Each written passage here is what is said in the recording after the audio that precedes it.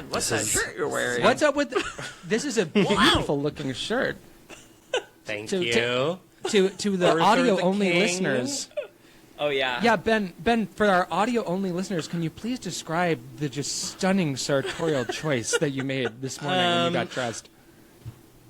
Is it? I don't. This like format of shirt is very popular right now, where there are like the floating heads, 5 or 6 comical versions of the same person, often in a fandom. And this is Arthur the King from the Mark Wahlberg film, and it's 5 of the same dog. And that's the film Arthur the King. It's for the film Arthur the King. I was trying to remember dog. which dog movie, what man was in that particular dog movie. It was that man Mark would be Wahlberg. Mark Wahlberg. Let me guess, he's a veteran in the film? Is this accurate to say? That's Probably. a good guess. That could Something also like that. describe the They're film. always a veteran. Could that not describe the film Dog with Channing Tatum? Is that what that? Did I see Is that movie called I don't Dog? remember. I feel like It's it called is quickly literally search called Dog. Dog IMDb. Wasn't it? Too hard-charging former. I just messed Army. up my hair by moving my Babe, the movie's called Dog. Your headphones. Two hard-charging former Army Rangers Girl, that's paired Dog. against their will. Girl, that's the dog. Girl, that's the dog from Dog. I love the shirt. And then, I isn't there another dog movie called Max? I think that I'm just going to quickly search Maybe. Max, IMDb. Max, I don't know. 2015. A military dog that helped American Always. Marines in Afghanistan returns to the United States and is adopted by These his dogs handler's always family. have jobs. Those careers. dogs work hard for a living. That one stars Who's Thomas putting these Hayden dogs Church. to work? Oh, Thomas Hayden Church. Wow. no, who is putting Wow. these dogs to work? Yeah. I hope they have a union. I love the shirt, Ben. I only am realizing now that it is in the style of like those sports shirts where it's like the same athlete in like 5 Yeah. different poses, like Yeah. you're describing.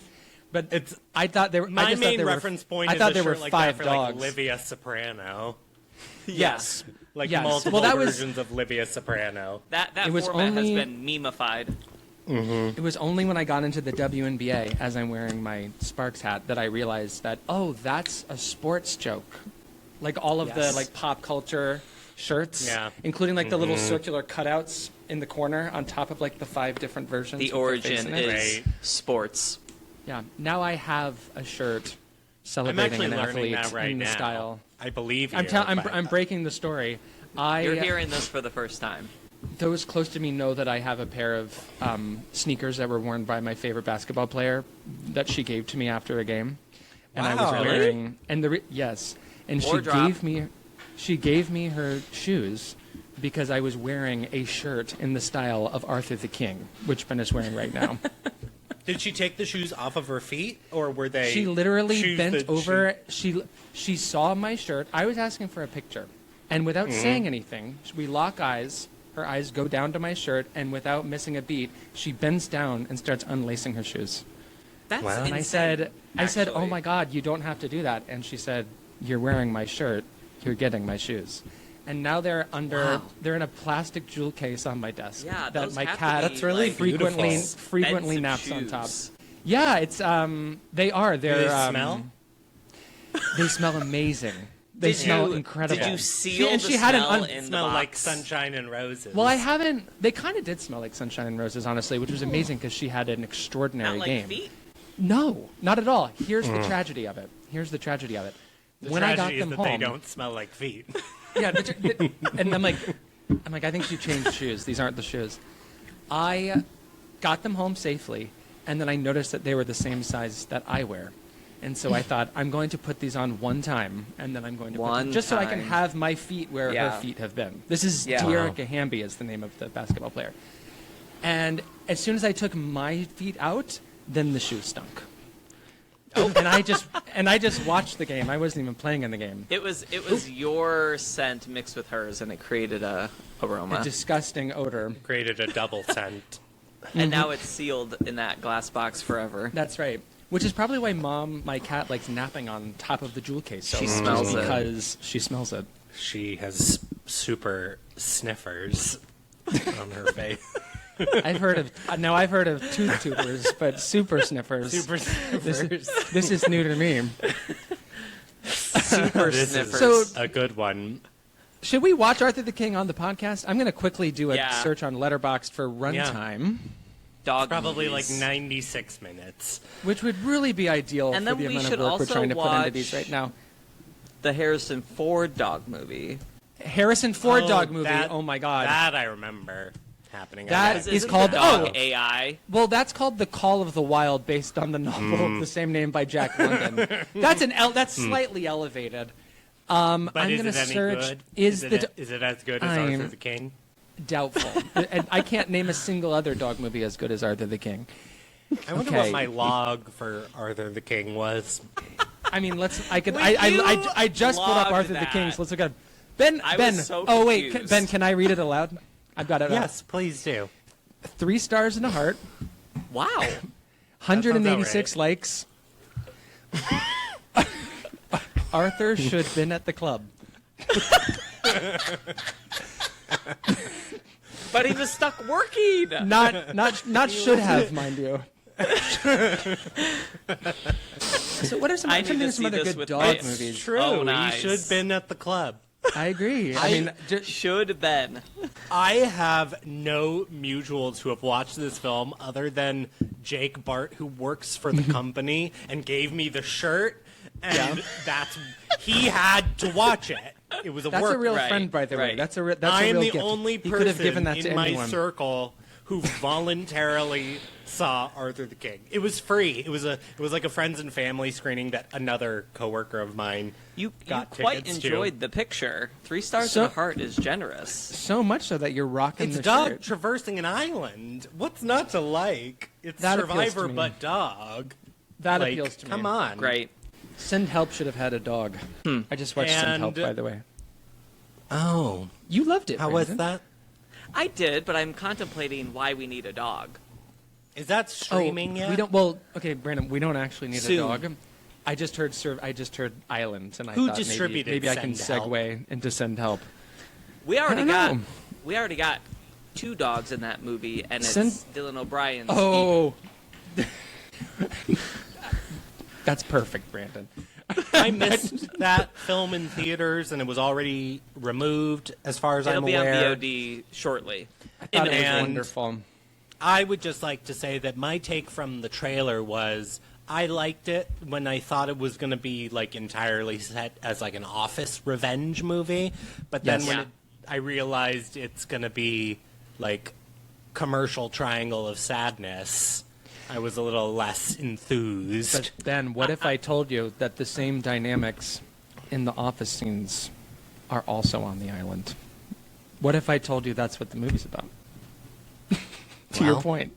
Surprise. About Triangle of Sadness.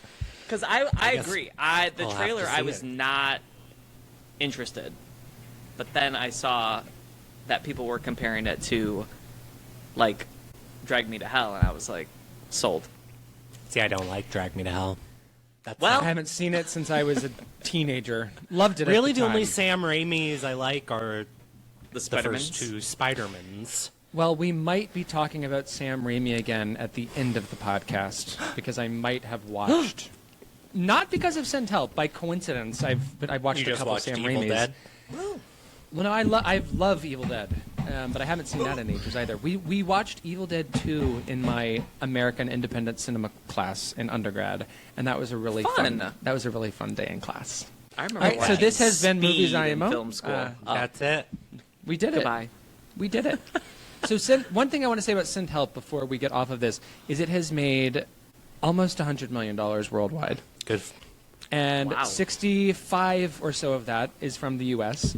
And I caught up to this movie, I think, in its 5th or 6th week of release on a Friday night, which this is truly like where my age is showing. My life has gotten to a place where I don't enjoy anything more on a Friday night than going to the multiplex. I mean, Of course. what's better than this? But it was the Get 5th or them to 6th bed week at of a release. reasonable hour. This is what I'm saying. Okay, so we're recording this on a Saturday. I went to bed at 11 o'clock last night. That's Gorgeous. And that gorgeous. felt late. I had to watch the new episode of The Pit. Otherwise, I would have fallen asleep earlier. Anyway, this is all to say. What 5th or episode- 6th week of release, packed on a Friday night at the mall. Everybody was audibly reacting to everything. The movie had this audience in the palm Right. of its hand. And I found that beautiful. There are some things in the film that I wasn't crazy about, but I really didn't care because I was having a good You were time. having fun. Even I was having some fun. of the choices I was okay with because I was along for the ride. Yeah, and like I just hadn't heard that sweet angelic music of people saying like no and like feeling It's them so squirming fun. in their seat. It's been a long time since I've experienced a whole audience reacting as a collective. The It was one beautiful. compliment I can give Scream 7 is that it created I that don't- collective experience. I don't think they made a Scream 7. Are you sure? Oh, You sure about that one? Oh. Well, I'm not. I thought that was kind of funny. ow! I bumped my head. Wait, so were people rocking and rolling with Scream 7? They were rocking and rolling. A lot of like fun reactions. A lot of like people were Has it entertained. made like and- $1 billion? Yeah. Yeah. The movie Something is like that. absolute poo-poo garbage, but the experience of seeing it with a crowd made it better than it is. Actually, that's exactly how I felt about Scream 6, which I feel like I liked more than most people. I didn't think it was very good, but I thought that I liked it a little more than most people because I wasn't just constantly talking about how garbage it was. And I think that's because, Brandon, I had that experience with a packed audience in Alhambra in like a big ass theater. And It almost made me like It's a think, religious Wait, experience. is seven not as bad as I? And then you realize no, it's terrible. yeah. Even if I was having fun listening to people react. Oh, I wait, can't you remember anything guys. from 2020. Yes. We need to take a moment of silence for Bob Iger has left his position And as I- chairman really? of the Walt Disney Company. And I- It has- hey, and It's I- official. It was it yesterday. is wasn't official. It? It was Wednesday. I believe And- was Josh Tomorrow's first official day. And I heard Well, Ben the that Virgin's he went dead. to a well, Virgin. Brandon, hold on. I heard that he went to a really rockin' party afterwards, and maybe stayed out a little late because he didn't have the Walt Disney Corporation hanging over his head. And So been now 52 he popped years. His, Let's he just popped his say- cherry. let's just say he was photographed walking out of someone's apartment in the morning who wasn't his own. So, who am I to say whether Bob the Chad. who am I to say? Who am I to say? It was Bob Mickey the Mouse had Virgin him to by the Bob the balls, and now that he's shit. out of there, now that he's out of the House of Mouse, He can let his freak flag fly. That's right. cheers to that. Exactly. Cheers to the Virgin Bob Iger. I think that's Great. that. If I were to make going back to sports again, if I were to make a bracket of all of the things that Ben has said that I think are the funniest, Bob Iger the Virgin very well might take the whole damn thing. It's Oh, yeah. one of my It's certainly in the final form. it's one of my best moments, I think.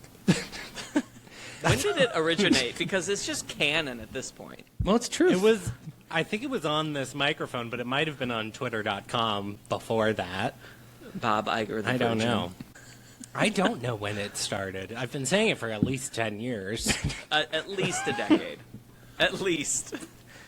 He's And been a finally he is virgin free. for ever since he canceled Twin Peaks, you know? Yeah. And longer. He didn't get it. He didn't get it. He didn't get it. Maybe he did get it and he just didn't want to spend the money because if he loves David Lynch, but what he loves more is money, you know? Is that true? What? I believe it. No, That like no, he for liked- for real. Yeah. Like I'm not joking. Is that true that Bob Iger liked David Lynch? I don't know. But I mean, I guess he would have Bob had the Iger green light. was head of ABC, so he So liked him enough to green light the show. To let it see. go on for as long as it did. But also, was he still the CEO when the Straight Story got greenlit? Because that would have been nearly. I don't know if I think he that would have been at still the end of the at- decade. He would have been in television still Okay. by the Straight Story. 'Cause Okay. I think he was head of ABC and then became head of the Walt Disney Company in the mid 2000s when Michael Eisner retired. Right. Michael I'm getting hates Eisner his and fucking Iger guts. confused.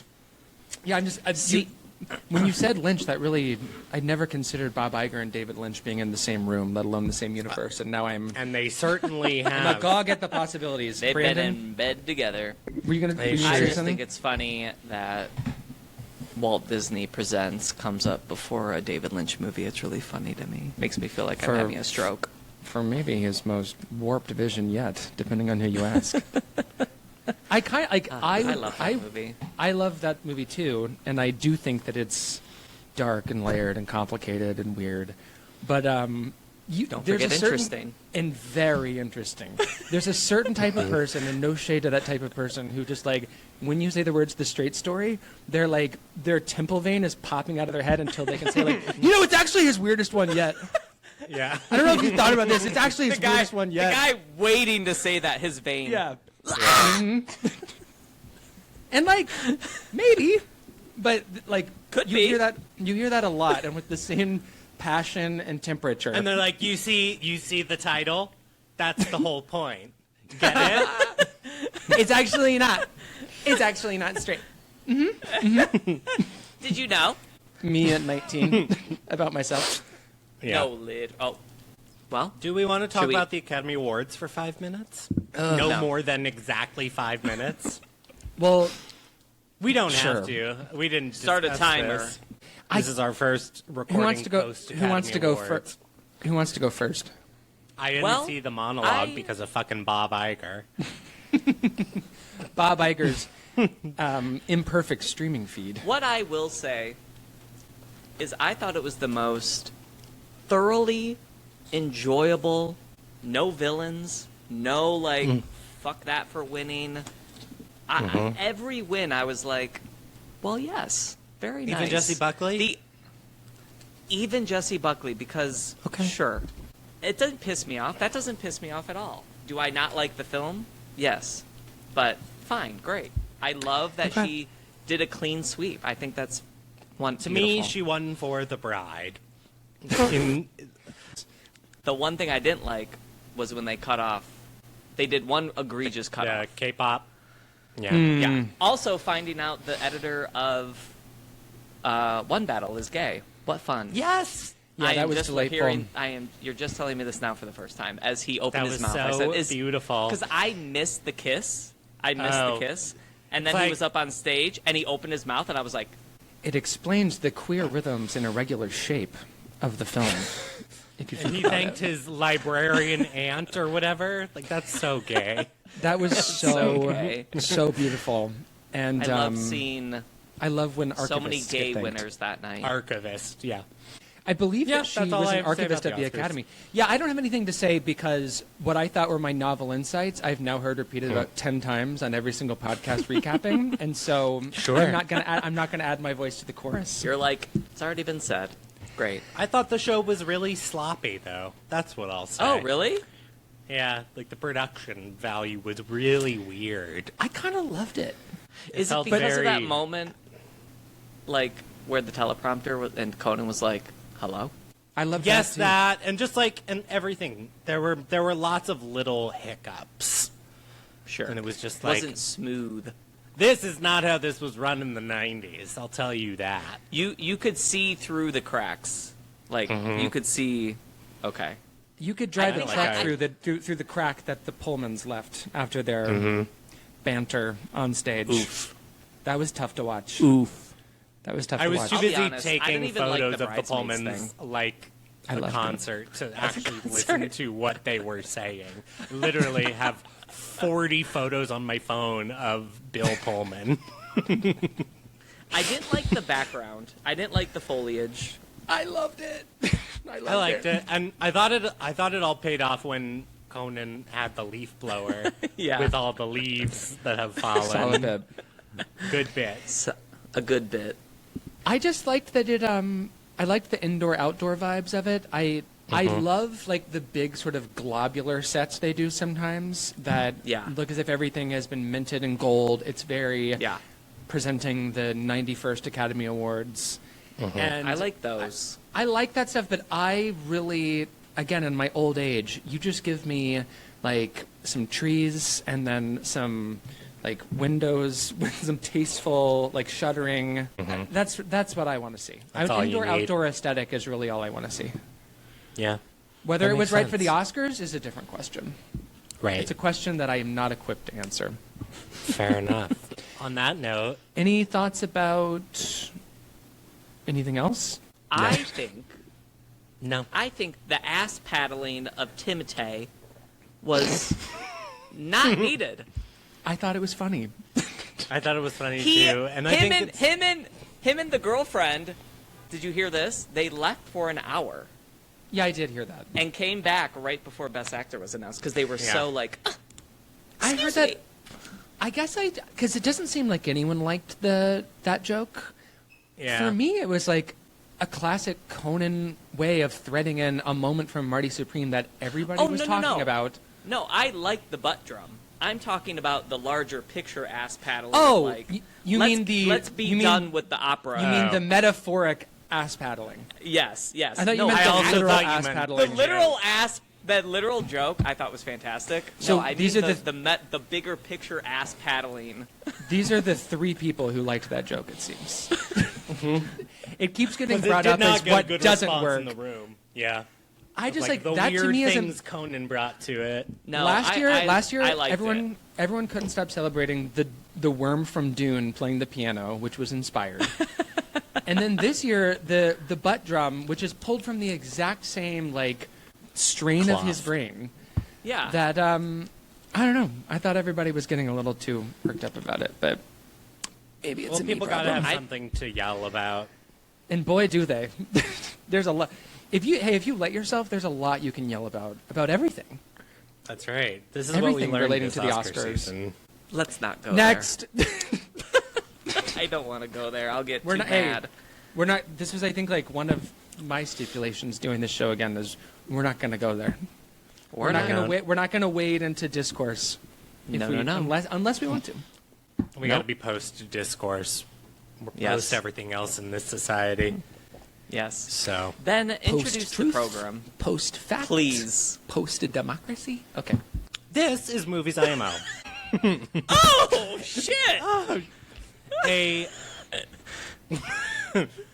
podcast about three fagettes coming together to talk about film, television, media at large.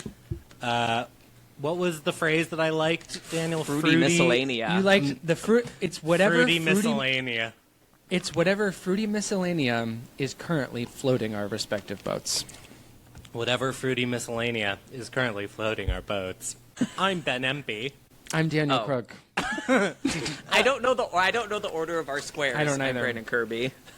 And we're on a boat that has been floated by our I've current got a interests. bee in my bonnet. What are? And Can I toss it to Brandon on this one? Actually, Brandon, what are the bees in our bonnet this week that we came to discuss? No, bees Since and you said bonnets are bees in our bonnet. complaints. Oh, well, I don't have a complaint about the triple feature you brought. I don't have a complaint actually, about yours. I do have a bee in my bonnet about my own topic because I said that was my favorite episode of Girls, and I rewatched it, and I was like, "This is not my favorite episode." So what's the topic? it's a very And good then we'll episode, talk about though. it. There's parts of that episode that really piss me off. Brandon, what's the topic? The topic is thus. I claimed. The topic is thus. I like that. I claimed last week that season 6, episode 9 of Girls was my favorite Girls episode, and that I would like to speak about it because there's something in it that resonates so much with me, which is still true, and I'll talk about that, but it's not my favorite episode. We decided to then pair it with season 3, episode Beach House. 7, I believe. Thank you. And we will, because there is a clear thematic through line for both episodes. I agree. Why don't we get into it? So I'll just add that my topic, which we'll talk about after, is I programmed a triple feature of third wheel noir, which I'll define that when it's my turn to go. But the movies are Desert Fury, Raw Deal, and Crisscross. And we'll talk more about it later. We're going to talk more about that later. So We're going to talk more about that later. So, Brandon, let's talk first about the topic you've had today. So why did you think that episode was your favorite episode of Girls before question. So there's tuning in. there's a moment Thank you. in the episode. Thank you. First There's a of all, moment thank you. in the episode. First of all, thank you so much. Second of all, there's a You're moment welcome. in that episode. Thank you. You're welcome. Wait, we've done this bit before. Take good care. Okay. When Shoshana Shoshana is having an engagement party and no one knows. Shosh. And by no one, I mean everyone knows but Hannah. That's right. So then Hannah is like, Hannah Shoshana's wasn't not answering invited. my phone. In her Hannah overalls. wasn't invited. So she shows up, underdressed. She sees Jessa there. She sees Marnie there. She sees Shoshana's engaged. And they have a tiff, whatever. And then Marnie calls a group meeting, like emergency What? friendship meeting. What And it's brings in that Hannah meeting. to Shosh's apartment specifically? It's because- Why doesn't she go to Marnie's apartment? I don't She was in the remember, neighborhood. and I just think watched she's it. just. She was I think she's in the there. neighborhood. She was going to do Yeah. a pop in. And like Shoshana wasn't picking up her phone, so she's like, I'm just gonna Right. go over there. And then like the doors open, and she's like, what the hell? Mm-hmm. And it's because people are being led up to this engagement party. To the so engagement the, party. the scene that I love is the emergency meeting, Yeah. because Shoshana is basically doing a redo of her beach house moment. But I think there's even realer truths that she drops here than in Beach House, because in Beach House she's just kind of like being in Marnie's drunk. words, a cruel drunk. Yeah. But in this one, she's perfectly sober, and in Beach House, I'm glad I rewatched it, because she says, I'm gonna find the friends I'm actually meant to be with, and it's not you. It's not you guys. And now cut to this emergency meeting in the final penultimate episode, and she's found her people.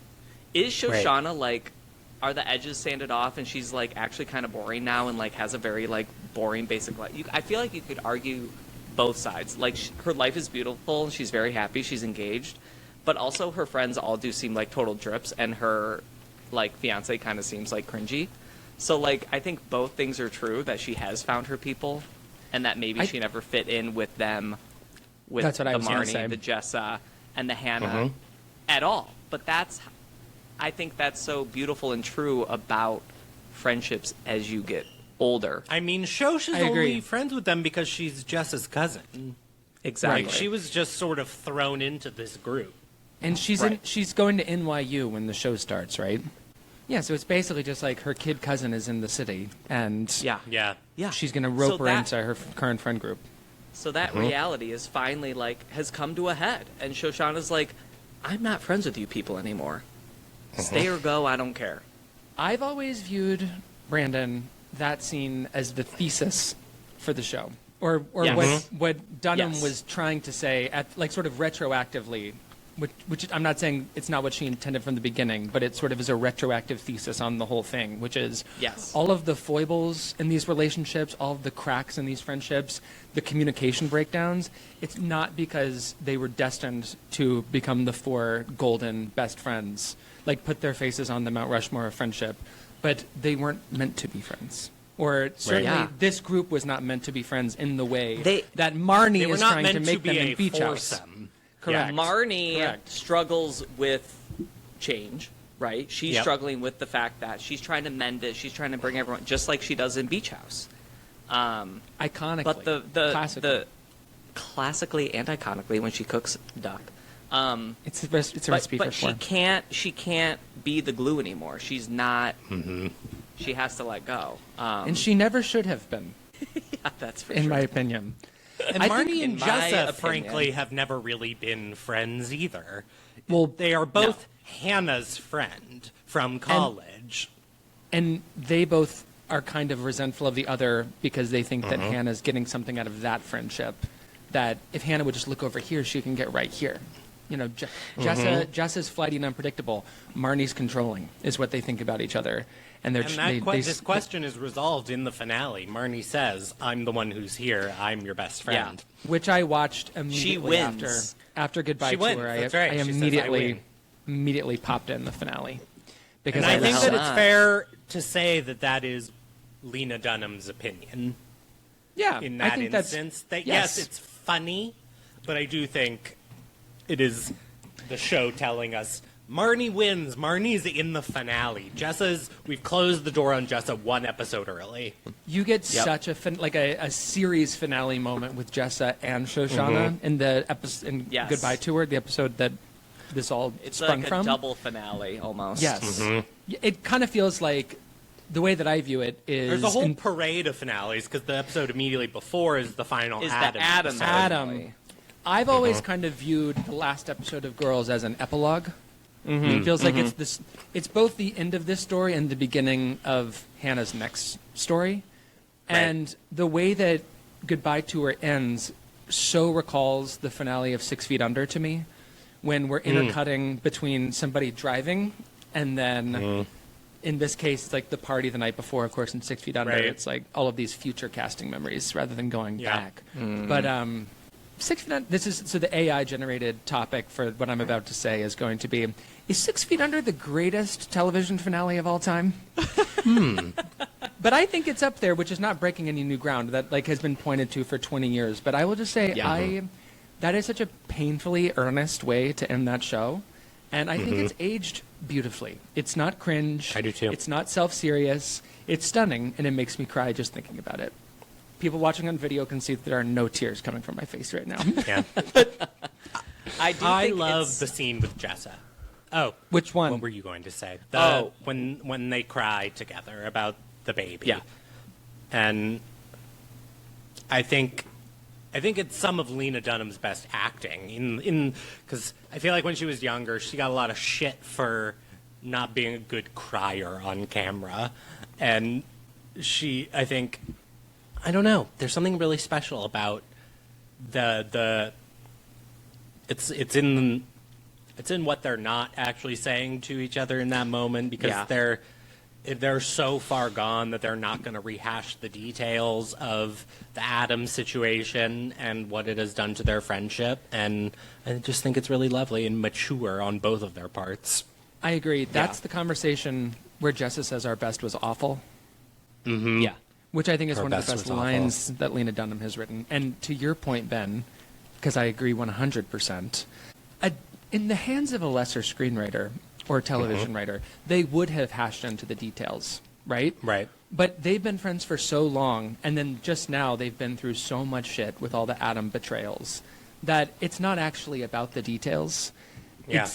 It's about reaching some sort of peace that is reflective of their history and respectful towards like the love that they share. They've also Yeah. clearly sort of compartmentalized each other in a way that is just going to be the way it is moving forward. And I think that's a beautiful reflection on adult friendships. Like when someone betrays you to such an extreme degree that you'll never go back. Like you can't just hash out the details and then go back to where Right. you were before. You can forgive and forget, but the relationship will forever be altered because of this thing Yeah. that's been done. Which I still struggle with what Jessa does to Hannah in that way. I mean, it's I understand why she does it. I don't necessarily think Jessa was in the wrong, but it's so hard to reconcile, like from either of their perspectives. I think, and that's- that they don't try and reach that kind of resolution for the viewer's sake, let alone the character's sake. I think is just beautiful writing from Lena Dunham. Yeah. Yeah. That From conversation my actually. Substack mutual, Lena Dunham. Correct. Yes. From And I was gonna- future movies IMO guest Lena So Dunham. I did forget that Jessa's like closure scene was in this episode, and that made me really love it. Also, it's fitting that we're discussing Girls because Lena Dunham, Substack Mutual for Ben, just posted some Girls nostalgia herself. She's like finally allowing herself to be nostalgic about the show. Apparently, she writes a little bit about it in her new memoir coming out. So Yay! good timing. Great timing. What are the bees in your bonnet about this episode? Well, there's moments like that. It's like she's going back to her older self version of acting. Like the moment on the subway just pissed me off. Where the Oh, guy's really? like flirting. and then he's Oh, like, I don't "Oh, mind that. I loved it. I don't. The first part irritates me, but the way it ends, I appreciate it. And then I think the cathartic dancing, like Yeah. after the big fight, it just doesn't feel as authentic as like the cathartic them doing the routine at the end of Beach House. It doesn't feel like there's a lot of cathartic dancing at the end of like Girls episodes. Go back Girls to episodes. season And- 1. All and- adventurous women do. That's yeah. right. And this one feels inauthentic. It feels like a finale moment. That's my only Sure. really bee in my bonnet. Aside from, I just don't like when she does this. Oh, but it's so Hannah. It's so Hannah. I know it's so Hannah, but it's like Hannah. young Hannah. For audio, it's when she like bites her tongue and smiles. It's so Hannah, though. It's what so Hannah. I think I like the way that it recalls early girls, Older, Hannah, because earlier Hannah, yeah. what that moment is about is not just like, aren't men pigs that as soon as they realize you're pregnant, they don't want to talk to you? But it's about It's more so about her realizing that she's not season 1 Hannah That's anymore. who she was. exactly. And I find Exactly. that moving. I agree with That you, though, about is- the dance scene, which works for me, but it does feel a little bit like series finale-y. Yeah. and which should be allowed because this Totally. is basically a It series moves finale. me. Yeah. I don't know guess- that it would move me less if there wasn't the intercutting with the future, you know? Yeah. And that Sure. that is, I think, what makes it work. Right. And again, But I it hear works for you. me. It works for me, certainly. I think it's just that all of Interest Women do it, and then the beach... I'm realizing in real time maybe why I feel this way because of what Brandon said. Multiple girls episodes end on a moment of cathartic or dance that leads into resolution. And I guess maybe I like the other ones better, but that doesn't mean it's invalid. It totally works. And I do think I'm realizing this for the first time that my favorite episode very well may be All Adventurous Women Do. Yeah, Yeah, it's I really didn't come quite prepared. something. I didn't come It's prepared quite with a something. favorite, but Favorite? that's up there. That's up there. We don't have to name favorites. I love the experience, Ben. I do have a favorite, and Let's hear it's- it. it's the Panic in Central Park.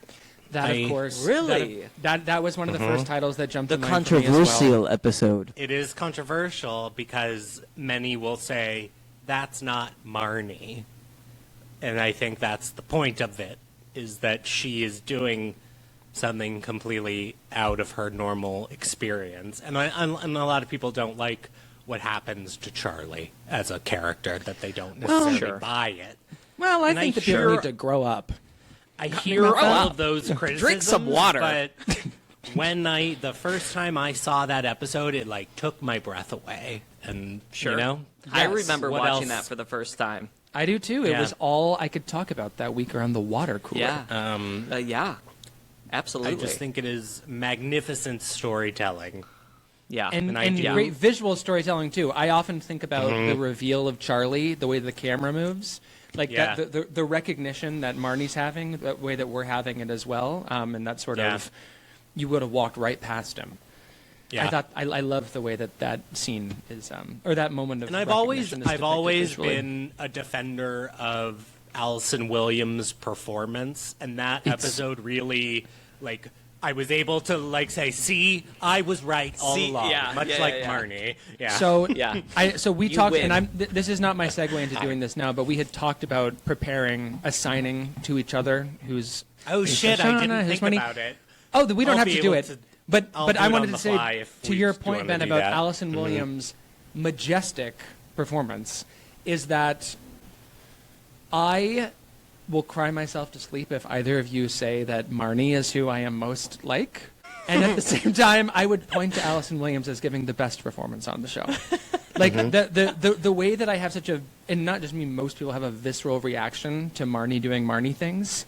When she's singing the Kanye West song at Charlie's when she fundraiser. sings, when I she mean, come on. sings, When she sings in the car Dra- in the actual Yes. series finale. yes, What she's Allison like, Williams "You're just is saying doing, that. I'll keep going."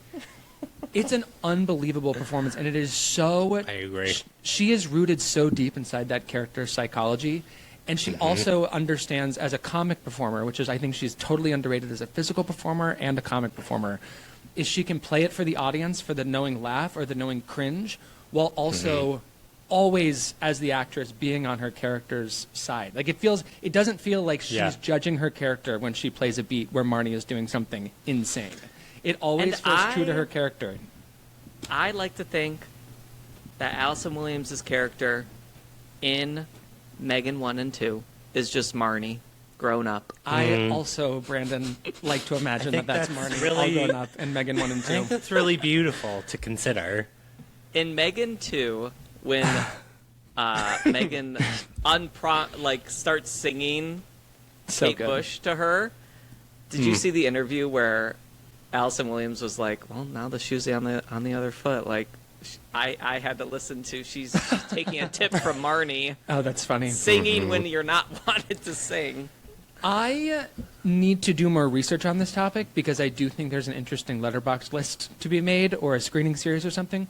But movies that were made, like Hollywood movies that were made under the assumption that Kamala Harris was going to become president, or just that Donald Trump wasn't going to be reelected. Megan 2 is the movie I always point to as like this movie. When this movie was in production, I don't even know if Kamala was the nominee yet. She probably wasn't. But this is a movie that was made with the idea that Kamala Harris will be the president when this comes out. That is even true. if Biden was still on the ticket when they were in production, that is still a movie that thinks Kamala Harris is the president when this movie comes out. That's so funny. So maybe that's a future topic. I would say that I'm going back to girls now. So I like that there's sort of we need to talk about Beach House, but we do. So I'll say this, and this can be our segue in there. I'm realizing how many episodes in the series there are that have a nice rhyme with one another. Obviously, Beach House and Goodbye Tour with the Shosh explosions at the end, the dance sequences of reconciliation, these questions of like, what is the path forward for these friends? All of that is there. I also just want to quickly shout out One Man's Trash and American Bitch, which I think is also a pretty spectacular rhyming double feature. Those two. Yeah. Those are the two that jump to mind for me Trash, for maybe favorite episode. I would have to think about it. Because One Man's Trash is spectacular. Probably all Adventurous Women do is towards the top for me. But I think American Bitch is spectacular. I had forgotten that it was in the last season until researching for this topic. And then I think Lena Dunham is extraordinary in One Man's Trash, and I think Patrick Wilson should have probably won an Emmy for it. I said my truth. Should we talk about Beach House? Oh, sorry, guys. Yeah. One more thing about Goodbye Tour. Sorry. I do think that the scene where Hannah walks into the incense store to just putter around and runs into the two young ladies in their 20s. The two younger women. Who are like, we're going to be friends forever. That is so... And just like that core to me, that's sort of that feels like a scene in And Just Like That to me, where Carrie's relationship with her downstairs neighbor, the Broad City thing, absolutely, that's literally the last episode of Broad City, I think. Yeah, I just wanted to shout out that it reminded me of And Just Like That. Yeah, that's very fair. And young women and becoming older women. Beach House, the first thing I want to say is that one of Andrew Reynolds' what's his character's name? Elijah's friends, the guy in the green shirt. You know which one I'm talking about? Anyway, I was obsessed with him, so I re-Googled him. Sorry, Brandon. Is that the choreographer? Is that Pal, or is that the other guy? It's not Pal. It's not the choreographer. It's the other guy. Who in the green shirt and the shorts, and I was so obsessed with everything about him. And then if you Google him now, he's like playing straight roles in like cop procedurals. Oh, that's sad. Well, gotta make a living. No, you gotta work. America, you gotta work. But that's really sad for me. Because he was so hot. That's a version of Twink Death to me. He was hot. Twink Death. So it's a good-looking man. He should be on The Pit. Yeah, he should be one of the nurses. I can't get into that. Get him on The Pit. I can't get him. That's too much for me. That's too much for me. It's becoming dusk here. I have to turn on my lamp. My throat is closing up. Is that a red light? Yeah. So we all know who plays becoming Pal, dusk. right? Yes, Which the one is director. Pal? No, Pal is writer Andrew Reynolds' of- boyfriend. The writer of The Imitation Game. No, that's not. No, the writer of The Imitation Game was the guy who we all thought was gay, who didn't end up being gay. Oh, right. Remember his who, speech. Then who is Pal? We also Pa- think that about this guy.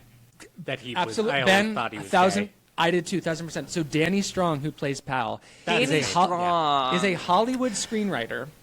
Yes. Who wrote? What did he write? He wrote the classic HBO political dramas. Danny Recount Strong is and Game Change. most famously an actor on the television series Buffy the Vampire Slayer. R.I.P. to the Chloe Zhao remake. But Yes, I only learned about that like 2 days ago. Oh, I've never seen Buffy, so I didn't know Sorry. Danny Strong was on Buffy. that's why he is a thing. I'm not kidding. Interesting. Like, he was. No, he had a that's how he major- broke through. But he has Yeah. he has a prolific screenwriting career. He wrote the last Yeah. two Hunger Games movies. He wrote Lee Daniels' The Butler, that's the one I know about. and I think Lee he was Daniels' The he was Butler. the creator of Dope Sick, which I think won a bunch of Emmys. It did. Wow, Yes. good for him. Good for Pal. Yeah, kind I've of like- worked with Danny Strong when I was in production. That's all I'll say about that. But Okay. I've given notes on several Danny Strong scripts in my life. For some reason, Danny Strong in this always makes me think of, is it Dan Futterman in The Birdcage, who wrote Yeah. Capote? Yes, writer of Capote.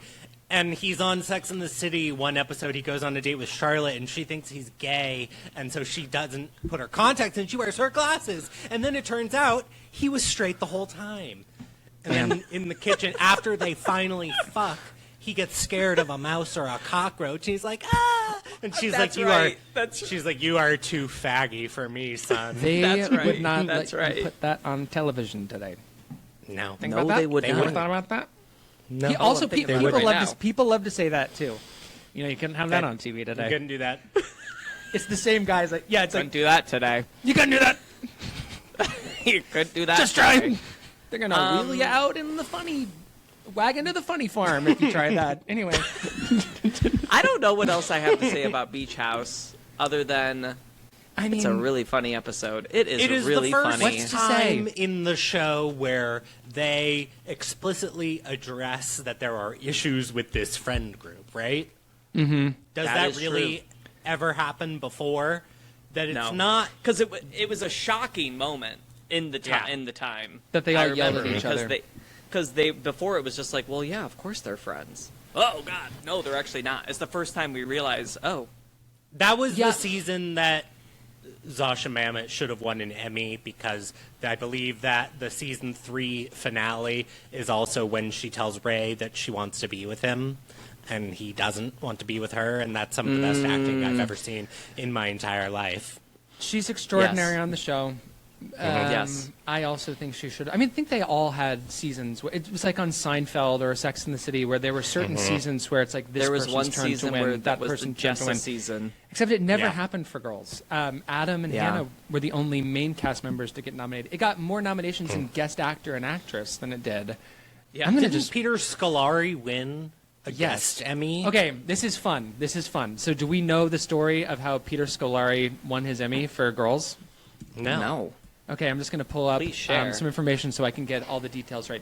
So, Peter Scolari, who plays Hannah's gay dad, perfectly, in my opinion, perfectly. Yes. In What's 2000, his name? in Tad Horvath. Tad. Yes. Tad. So, in 2016, the Emmy nominations are announced. Peter Scolari is not on the nominations list for Best Guest Actor in a Comedy Series. So how did he end up winning the Emmy, you say, if that's what happened here? Well, I'll tell you. Peter I do say. McNichol was nominated in the category for the television show Veep. Peter McNichol, who plays Jonah's, like, powerful fundraising, foul-mouthed uncle, I think is who Peter McNichol plays on Veep. Okay.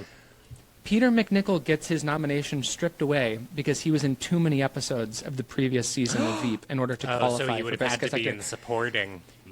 So, remember this. Scolari had the next amount of votes. This is one of the rare times you get to find out who is in next place. Scolari Ooh. gets bumped up. Scolari wins the Emmy for Best Guest Actor in a comedy series. Wild. Isn't that what great? a win. That is great. That's How fun. totally crazy. to get I think it was sixth Peter McNichol. place and then first place. Wow. And I feel that Wow. Becky Ann Baker was snubbed of an Emmy as well Yeah. for girls. Yeah. Becky Ann Famously, Baker can really do no Mafia wrong. Pizza Mom in Ella McKay. She's a mafia pizza Mafia mom. Pizza Mom. She is One of the great Mrs. roles Weir of this from Freaks. last year. Mrs. She Weir was. from Freaks and Geeks. One of the great roles of the 1990s into 2000s. I think.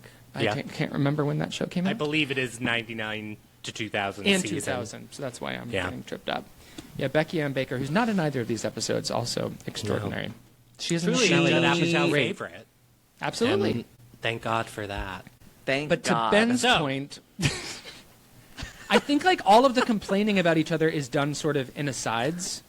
And I feel like you're right, Ben, that this is the first time it ever comes to a real head. It's almost It's an airing of grievances. Yeah, it's like I would say it's almost even a breaking of the fourth wall because until this episode, you could say that it's just sitcom convention that they all annoy the shit out of each other, right? It would be, it's like, it obviously Friends is a much different show than this, but like if Friends had a like coming to terms episode, it would break the world. Be that.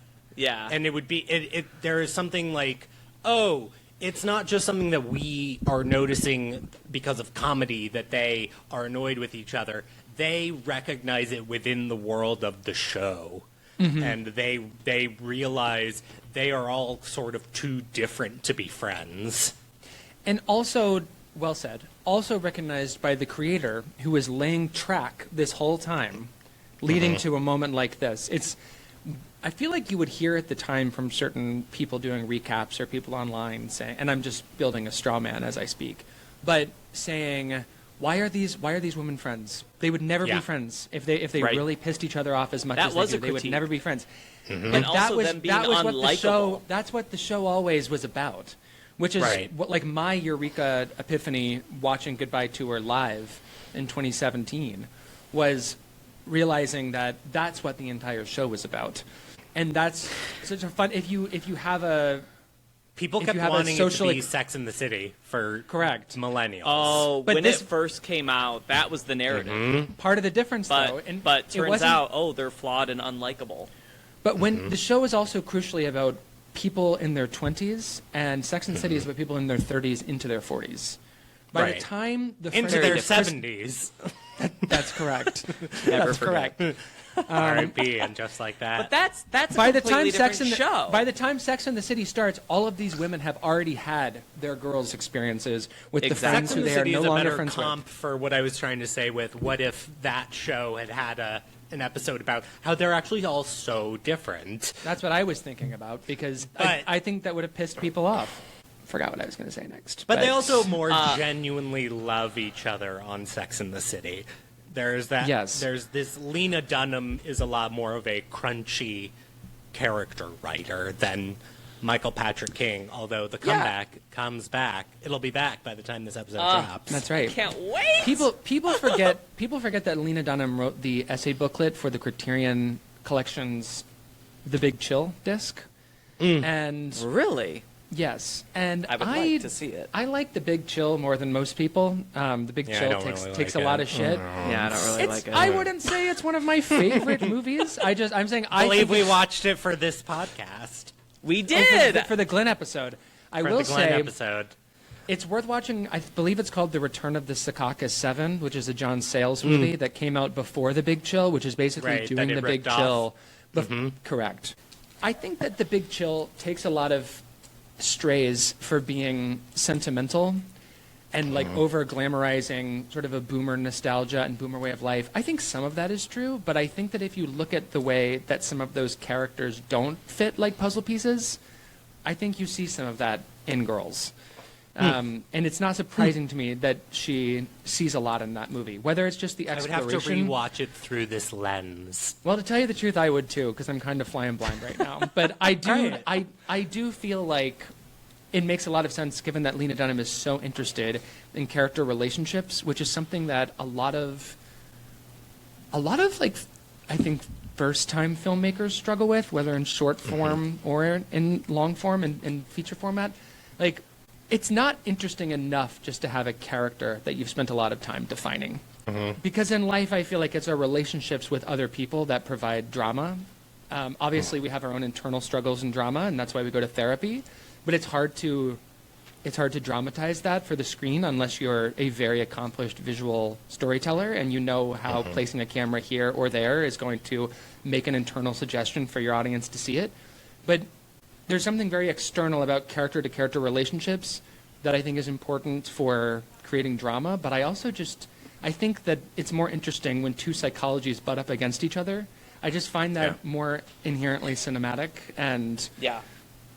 I mean, it's a basic foundational building block of all storytelling, and most people don't spend enough time thinking about it, and I think that Lena Dunham has built an entire career out of showing how people collide into each other. People like who have a very regimented, even calcified idea of who they are and how the world should be, and what happens when tension arises, when friction arises between someone else who has the exact same priors with wildly different conclusions.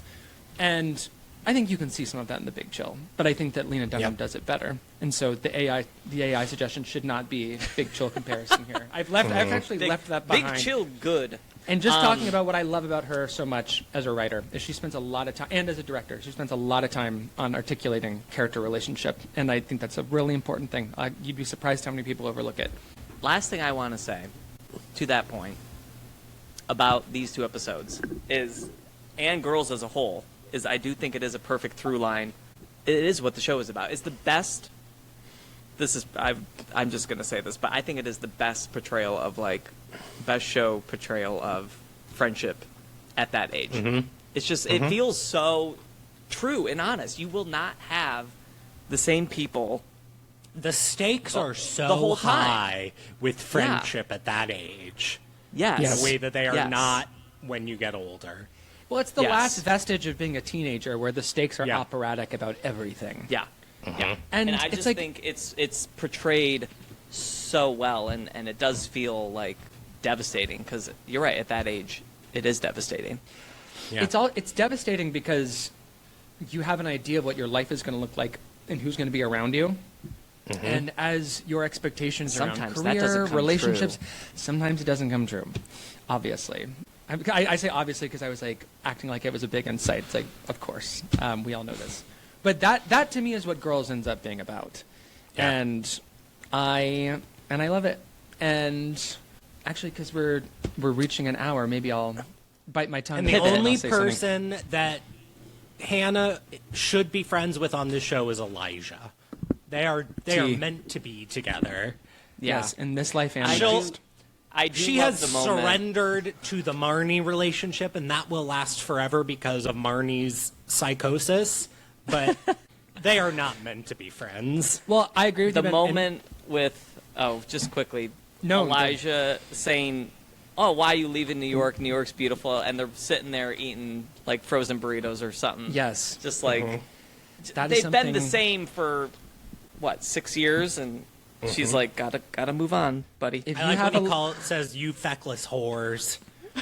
I mean, Elijah. I mean, I love that Elijah gets that moment. His final moment is he got the parts. And then he Yes, calls them it's so feckless great. whores and runs away. Elijah Right? is Nobody says in it. more episodes than one of the girls, and I don't remember. I think it's Shosh. Really? By the way, I would believe you- that. Yeah. I would guess that's because Andrew Rannells just so nailed his first appearance on the show that Yeah. it would Like, be we gotta keep bringing him malpractice not back. to bring him back.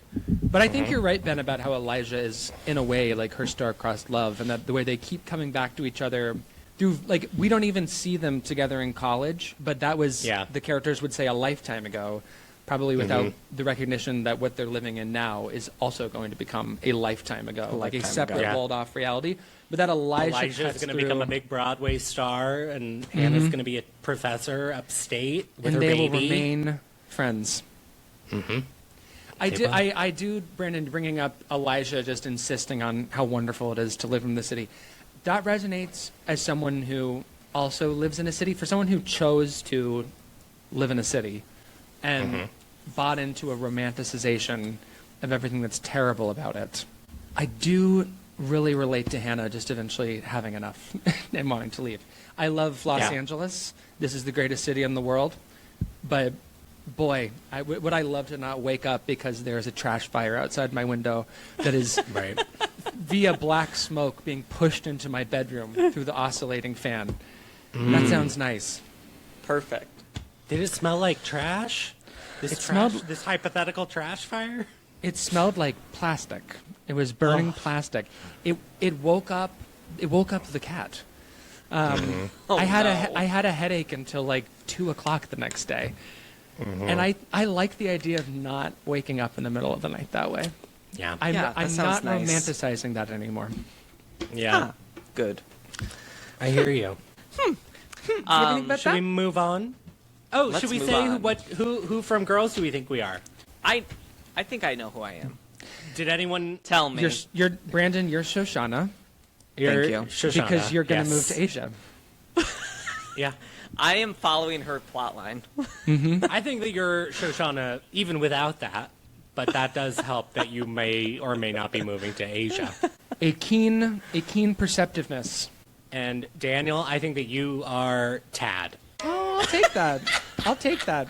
I've always thought that I'm more of a. I've always said I'm more of a Tad. Ray. I think I'm more of a Ray. But You have a lot of Ray tendencies Ray. too. I will definitely take Tad. Yeah. And I think I'm a Hannah. You are a Hannah. Unfortunately. You're a But it's Hannah. not. But it's not. You don't have some of Hannah's not less bad. desirable. You're not a narcissist the way that Hannah is. No. But Well, you are. I don't think I am, but you're, other people you don't. might. You don't. But you are obviously a writer. But I do need to text people about the tiniest inconvenience about my day, and I need my point of view validated, and that I feel is very Hannah. well, then Hannah. maybe this is where That's I'm Hannah Tad. coded. Maybe this is where I'm Tad because I love getting it. Why is my buzzer buzzing? I love It is getting it. I often love you. I love One texting. moment. The last thing I have on Girls is I just want to say that it's amazing that shows were doing June Squibb stunt casting in 2014, and she is still with us. And she's probably getting more lead roles now than she was then, coming off the Thelma. Nebraska nomination. Thelma, baby. Yeah, and I didn't see Eleanor the Great, but that happened too. But Forgot remember about that. June Squibb after Nebraska, I remember June Squibb getting cast as Hannah's grandma, and it was sort of is this a little? I mean, and she's great, but it was a little is this just a little too clever? Not in a bad way, but that they went with June Squibb, the foul-mouthed was grandma so from Nebraska. perfect. It Yeah. was perfect, but was it too perfect? It wasn't. It was just perfect. In But I the remember- moment, it felt a little. it's a little cute, but looking back, the reason I bring it up because you look back on it, and and it's it was perfect. It was perfect, and the idea that it was stunt casting is Yeah. maybe a little less true, considering They probably would have gotten a June Squibb on that A June list in those casting directors, whoever did Girls. for sure that's true. Even without Nebraska, June Squibb might have landed the role. Just that it She's wouldn't June have been Squibb. it wouldn't have been an Oscar nominee's cameo Star of performance. About Schmidt. June That's Squibb. right. That's right. That's right. Wait, Okay, should we move on to the next topic? June Squibb is in About Schmidt? She is Jack Nicholson's wife who dies at the beginning of the movie and sets Very- off the journey. Element. Uh-huh. But yes, I've never realized that. and you're the biggest pain. You're the biggest pain in our ass, which is what we call I'm the Alexander biggest Payne fans. painhead here. Wait. Wow. So I must not have rewatched. Getting her keys out well before she gets to the car. That's June Squibb. That's June V. Squibb. I must have rewatched it recently enough to realize that's her. I must have forgotten. They named a whole month after her. I love About Schmidt. Dear I and see. Dugu. Haven't seen it in ages. Dear Anugu. How are you? I am fine. I haven't seen that movie in a really long time, but I remember when Kathy Bates was nominated for the Oscar, there were a lot of jokes When about she dumps him out to go into the hot tub. No, She that's- dumped I her was- jugs. That's a scene I had was seen watching that before with I'd my even seen it. parents. I go, a little awkward I in can here. remember my mom's cousin at a family Christmas or whatever talking about Kathy Bates' tits floating on top of the hot tub water. I can vividly remember her doing this with her hands flapping. Because that's what they're doing. And when she disrobes, they're down there, baby. That and is they're the floating. Kathy Bates touch. That And she's I always use the kind of word tits hovering because above the that's rest. what the word that was used in the story as it was told to me. I wasn't just referring to Kathy Bates' tits out of my own sense. Let's of put some context. decorum. Yeah. I appreciate the clarification, and I promise at least 5 listeners do too. Yep. They're about to turn this thing off. There's a tits. And Johnson's there's one that we okay. already lost. Yeah, exactly. Like, I've heard of balls from "Is this thing on?" But this is a step too far. I did. That's balls. I did text Ben privately was the moment balls. in "Is this thing on?" that made me I feel knew like I was exactly going what insane. you were going to say. Good. I'm looking 'Cause that forward to scene meeting is- balls soon. He has one of the greatest scene entrances. It really reminded me of Philip Seymour Hoffman in Along Came Polly when he slips on the basketball court. It's very God, that's coded. good stuff. Yeah, it's very. God, In that that's good movie, stuff. I thought Laura Dern was... I was going to say phoning it in, but that's not what I mean. But I think she hadn't found it yet until I agree. the moment where she finds it, and then she's in it I for the rest agree. of the movie. Well, she I was agree. probably just wondering where the rest of her part went with Jay Kelly in those scenes. She probably hadn't gotten over the fact that she wasn't given a full character portray in Jay Kelly. Maybe true. Jay Kelly. Could be. Jay Kelly, never forget. I never retroactively change my letterbox ratings like drastically. Maybe a half star here or there. Sure. I did knock Jay Kelly down to like a full 2 because Wow. I don't have. Ben and I had a good time when we saw it, Be in your bonnet. but it's a real B in Jay my Kelly. bonnet. I think we talked real about it bee on in a your previous bonnet. episode of the reboot, so I won't think retread. Adam Sandler. But God, that is movie doesn't work radiant. for me. Fair, Puppy. fair. I Puppy. think he's great in it, but I don't understand why he says puppy all the time. That feels like a writerly flourish to It me is that a I don't little really like.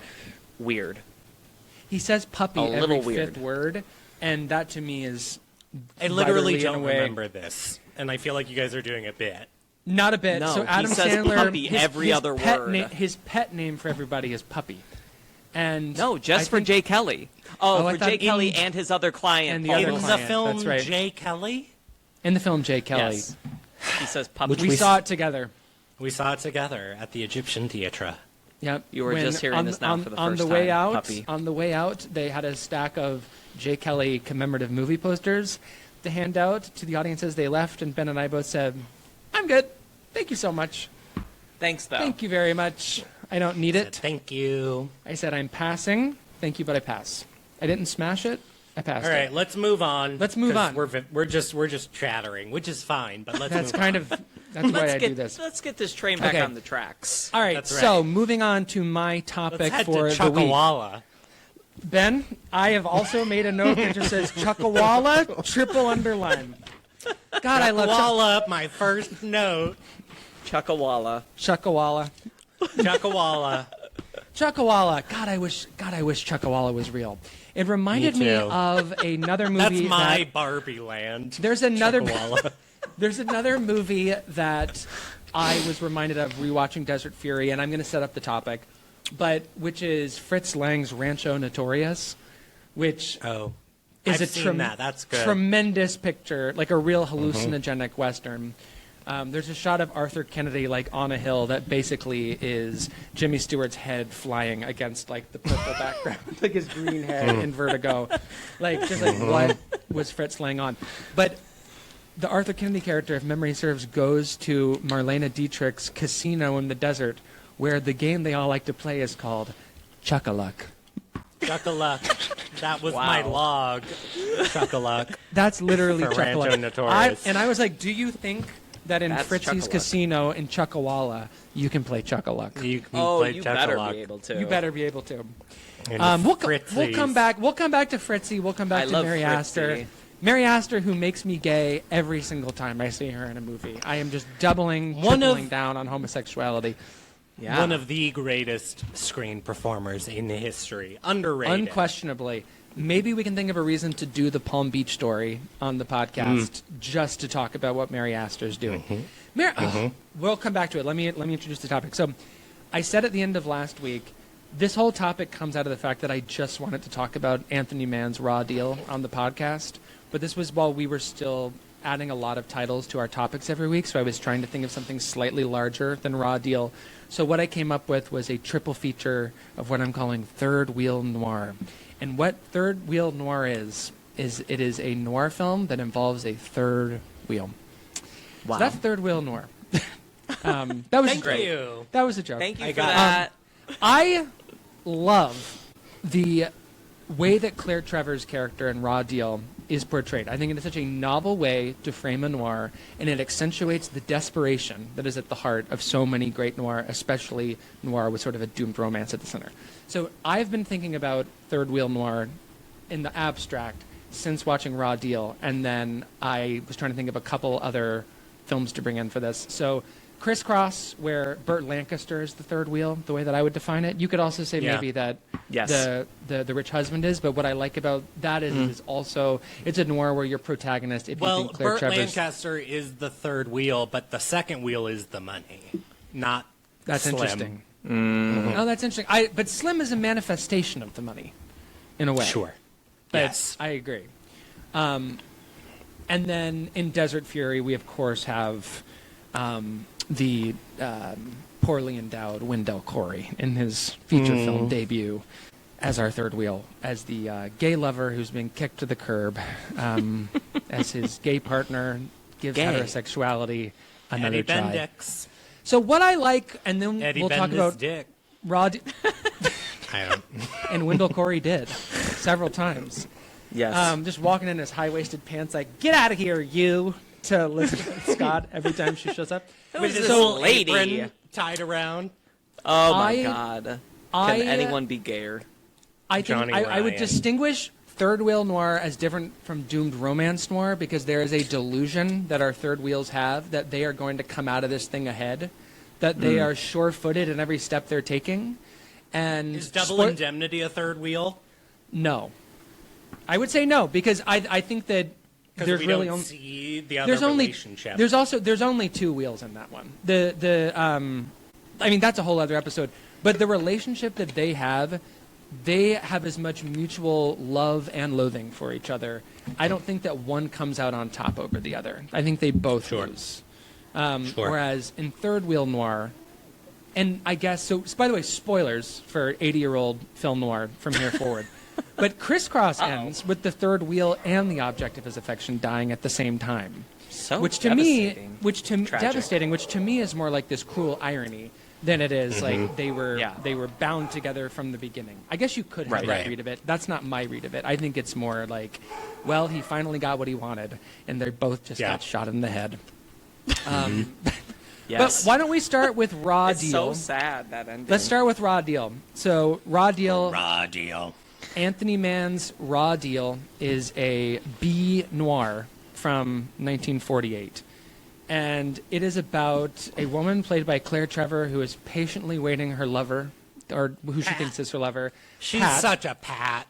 She's the most Oh, Pat. She's the most yeah. Pat who ever got no her Pat Pat has ever on. patted.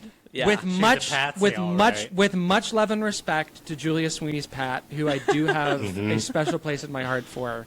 And if you haven't seen We Are Pat, the fabulous documentary that Rowan Haber has put out, check that shit out. It's terrific. But this is kind of like the pattest Pat to ever pat. So the movie opens with her approaching the prison where her beloved is behind bars, and we learn that tonight's the night she's breaking him out of the clink. Oh, yeah, baby. Or he's going to break out of the clink and she's going to be the getaway driver. I'm going to keep describing the plot, but one of the things I love about Raw Deal is it just has this down and dirty economy of images and of narrative. Within 2 minutes, she arrives to check in at the prison, and the prison guard says, "Have a seat. He'll see you in a minute. He's in there with someone already." And that establishes the just like delusion of her character, like the sort of parade of Pat's the parade of delusion. indignations Pat will face under her delusions. Yeah. So the woman who's already in there speaking with her hubs or with her boyfriend or whatever, it really doesn't matter because whatever she thinks he is to her, he's not. Is this sort of higher class woman who is taking this sort of anthropological interest in him. She's someone who's like, well, you know, he must be wrongfully imprisoned, or there's more to this man that meets the eye. And then he just turns out to be a real piece of shit later. But long story short, he gets She broken works out. at the law firm, right? Yeah, I think she works at the She's law like firm a or social worker or something. she's very okay. she's very like Christian organization coded. And Yeah. Anne. We will, And so we will make him right. the three of them end up in a car together going up and down the California coast, trying to outrun the authorities who are now trying to catch them. That's raw deal. Ben? that's the That's plot. the plot. Just in that scene where Anne and Joe are talking. It's Joe. Joe. Joe. He Joe. says he's got 3 years left. He asks, would you wait 3 years for a guy? And the way he phrases it, he's asking her if she would wait for him. But she is sort of taken aback in such a way that, yes, she would. And also, she cannot let him know that she has feelings for him. So he rebounds with, would someone, right? Would one wait for 3 years for someone else? And it just like, it's a very economical way to set up this dynamic between them, that there is feelings on both sides. And, well, that's very important because Joe is just going to, like, drag Anne through the mud in a way that is, even in, like, 2026 watching, it's just, like, so hard to take at times. He's so horrible to her, just, like, the worst that a man can be. But to continue your point, Ben, about the economy, meanwhile, we've already, and we're, like, at minute 5 by now. We've already established that Pat has been waiting for basically 3 years in the waiting room for Joe. He doesn't give a shit about her, which we know before we even see them have a scene together. There's also what I think is sort of a sublime visual, I would say visual poetry, but it's just basic visual grammar, which is that when Anne and Joe are meeting for the first time, they're in a prison, there is a perimeter between them. I believe we first are cutting between close-ups that are just their faces, and then we cut out and we see the situation that they're in. When Pat goes into the room, the establishing shots of their two close-ups have the wall between them. From there, then you get some clean close-ups. But John Alton shoots the hell out of this thing, and not just in some of the more like gorgeous, just luscious wide shots of interiors and exteriors. Just some fabulous murky shadows in this thing that you can just get drained into like a whirlpool. But the visual language that's being established around who Pat is to Joe versus who Anne is to Joe, and who Joe is to Pat, and then who Pat is to Anne, and vice versa. I just think it's so cleanly, elegantly, and simply established just in the coverage that is chosen in the edit. And later in the film, when Pat has her veil on, the veil is the same pattern as the perimeter that is between, or the partition that is between the two of them in the prison, which is this visual reminder that like there will always be a wall between Pat and Joe, even though she so desperately doesn't want there to be, which is, I'll just add this element in so our listeners know if they haven't listened. Pat is spending the whole fucking movie talking about how much she wants Joe to fuck her. And fuck her now. Put a ring on it later. Just take care of it now. She says at one point to him, after he's rebuffed her, and he's always rebuffing her. They never go to bed together. He never returns her affections. It's so sad. She says, "Remember to tell me later," with gestures. Like she wants to get dicked down, and Joe just won't do it. It's so funny. I mean, this is where I'm like, is this gay misogyny? It's so fucking amusing to me, the way that, like, Pat just gets... I mean, it's funny because we've all been there. It's more of that. Sure. It's more of that. It's a recognition. To keep dropping hints to your situationship who does not give a fuck about you. Couldn't care less. And that's the fact that Pat is our narrator. I love also during think the is getaway. an inspired So good. choice. Yeah. Is the cops shoot out the gas tank, the car stops working, and he's immediately like, "What did you do wrong?" he's like, "You stupid." Yes. Like, yes. She's like, "I just brought it in for a tune-up," and he's like, "Did you forget God. to fill it up?" And she's like, "No, I'm not No, I that didn't." stupid." She's literally like, "I'm not that stupid." And then, I mean, and that happens right after they're in the getaway car. So poor Pat. There's so many scenes of Pat just waiting.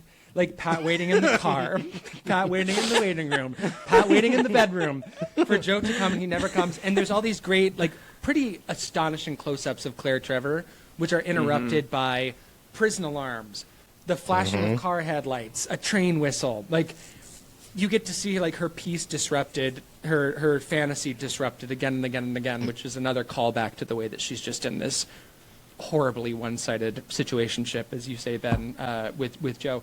But I forgot what I was going to say. But Claire Trevor is just so good in this movie and so incredible. So the way that Raymond Burr becomes involved in the situation. Gay excellence, Raymond Burr.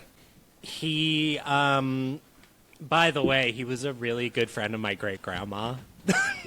Really? We're going to need to press pause on Raw Deal for a second. Can you please tell us a little bit more about that?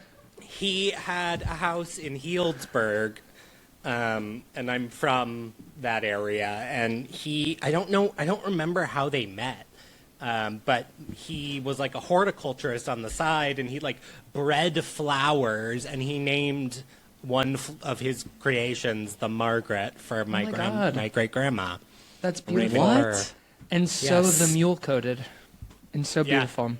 Mm-hmm. God, Raymond Burr. Yes. Go ahead, Ben. Raymond Burr is the mob boss. He's Joe so has large in this movie. He And is in large. charge. He's a large guy. And in charge.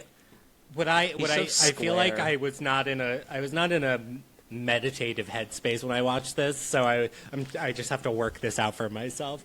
Joe has gone to prison for a crime, and now that he's out, he wants his reward for that crime, and Raymond Burr doesn't want to pay him, so they're just going to kill him. I think that's about That's about right. That's about that right. how you I will sum it quickly up? I will quickly say, since you were just figuring this out in real time, I've realized the older I get, one of the things that I love about film noir is that with really good ones, it really doesn't fucking matter what the plot is, No. and it's whether also, or not you're following it. no. That's one like crisscross. That's how I felt with Desert Fury. I was like, Desert is there Fury. a plot? Well, Brandon, There really you nailed isn't it. a You plot nailed it in in your Desert letterbox Fury. log. There is no Desert Fury has no plot. There is no plot, and yet I'm riveted. It's a It's cycle. just I about like- being gay. Yeah. I like In the desert. I like when Raymond Burr throws. Does he Oh, come like on. throw fire the- on a woman? He's Yes. like a pyro, sexually aroused by pyrotechnics. Correct. And we It was see him so do this. disturbing. We see it in a point of view I was shot. like fist pumping. It's incredible. The So this is- violence I was- in this film was I shocking was to me. shook to my core. I loved There- it. This is okay. So Anthony Mann has not yet made the westerns for which he is best known for when he made Raw Deal. Right. Raw Deal is a Right. B picture, and yet there are visual elements in this film that I think, to what Ben just said, make you pump your fist, that shock you, make you stand on your feet, and that's a great example. I was It also shocked. it so clearly crosses the barrier of good taste for 1948, Yeah. and like Yeah. still crosses the barrier of good taste. In in a way, 2026, I was. I find aghast. it galvanizing to watch this Yeah. movie. I mean, Yeah. it has a real sense of the forbidden, The which is what firefight at the end of the film is very apocalyptic. hell. It's They're in so hell. good. It's just shrouded in smoke and cloud and. it reminds me of the British noir Brighton Rock in a way. Like I just love a film noir that knows it's taking place in hell. You know? Yeah. And Anthony Mann, I think, does a great job of bringing this to life. Whether it's in sort of the urban landscapes, on Corkscrew Alley. I also love, I mean, how can you Corkscrew not love a Alley. movie where one of the main locations is Corkscrew Alley? But Corkscrew also Alley. the way that he sort of subverts the natural beauty, him and John Alton, the DP, when they're camping out. And there's I the love great the camping shot. scenes. They're sort of like in a valley or something. They are below the tree line, and the way that the sun is streaming in through the trees, it's not some sort. It's of course black and white. As I say, it's not some sort of like Technicolor John Ford Western vista. It's this sort of visual representation of how under a rock they are, like how they are completely subterranean. This entire narrative is subterranean. It is happening below the surface of polite society, and I just think as a visual, like he visually represents that idea, which is foundational in film noir, of course, but time and time again with more poetry than you would see in a typical B noir. It's like compare it with Crisscross, which has much more of a sophistication and an elegance, also beautifully shot, but Raw Deal feels like you're in the gutter from start to finish, in my opinion, while also having these terrific moments of the sublime, like the glint in Anne's eye. Or it might be Pat's, but there's this repeated sort of motif. I think it's of Anne, this sort of sparkle in her eye. It's just tremendous stuff. I agree. And it's like 80 minutes long. Shorter, isn't it like 70 It's something? like Or no, 75 maybe. I was going to transition to Crisscross. Is that okay? Yeah. Yes. Just when speaking of the filmmaking, there's a shot in Crisscross that also sort of took my breath away, where it's just like a nothing burger shot. I've really been using that phrase a lot. Nothing burger. Nothing lately. burger. I'm hungry for more. With like the armored car guys are going out early in the movie, and it's not particularly dramatic, but it's like the camera tracks out of where the guys are and up as the armored car leaves the depot. I just was like, wow. Yes. I remember that. There's a lot of motion. To use the word again, there's a lot of elegant motion captured in the frame and camera movement as well, as it pertains to the armored cars in Crisscross. There's also that fabulous bird's eye sort of helicopter shot later in the film. Yeah. There's some great stuff that involve the rear view mirror in the car. I find it thrilling in a way that I find Gun Crazy thrilling in its car chases. And Gun Crazy. We anyway, should talk about go ahead. Gun Crazy Yeah, on this I mean, podcast. when we get to Desert Fury, I'm going to list like 10 more movies that we could have talked about with a different theme with some of these titles. Gun Crazy, you could definitely do with Crisscross. I mean, there's the doomed romance of it. Even that is more mutual, of course. Yeah. But the visual sublimity, the poetic imagery from the gutter, I don't think I've seen which that you get picture. in Gun Crazy as well. Gun Crazy Gun rocks. Crazy? I think don't you would think love so. Gun Crazy. Gun Crazy is incredible. We can have a recurring noir, a noir segment on the show, and we can just pop in all these Thrill different crazy, titles. kill crazy, gun crazy. Crazy. There is an argument to be made that Gun Crazy is the most consequential movie ever made because Jean-Luc Godard saw it and made everything because of it. It's Girl and a Gun. I mean, it's in the title. It's a girl and a gun. She's gun crazy. It's about being gun crazy. It is a paradigm. Let me take a look. I would say watch it as soon as we get off this microphone. If And you it's can. also very, very short. 87 It's also very, very minutes. short. Yep. Okay, so we've already moved into it, but now we're talking about Robert Siodmak's Crisscross. Bunker Hill classic. Just and crossed by that plot. Wow. Yeah. Sorry. Okay. I also realized I Exactly. was talking about the ending of Crisscross, not when it's shrouded in cloud and everything. That There's a or- lot of clouds in what I thought you were a referring Raw to Deal. the smoke of the fire in Raw Yeah. Deal. Okay, No, look, in last my thing in on- my brain, I was thinking about Crisscross, and I was like, "That's not the right movie." But Brandon, since you brought us back to the ending of Raw Deal, I mean, just the perfect punctuation on Pat's character is, again, spoilers for 80-year-old movies. But She was Joe, let Anne die. Joe and Anne are having a tearful embrace She was as gonna Joe, let as Anne Joe die. dies. And then Pat just gets wheeled in handcuffs, like out of the corner of the frame. She's the only one going to jail. Pat is going to go to jail at the end Perfect. of Raw Deal. Yep. Joe is dead. narrator. Anna's going to go back to whatever Christian charity she volunteers with, and Pat is Pat's going to going jail. to jail. Pat She's is not going to getting on jail. that boat. That's what she Anyway, gets Crisscross. for. I don't Bunker know Hill. what. Bunker Hill is one of the great on-screen locations from this era.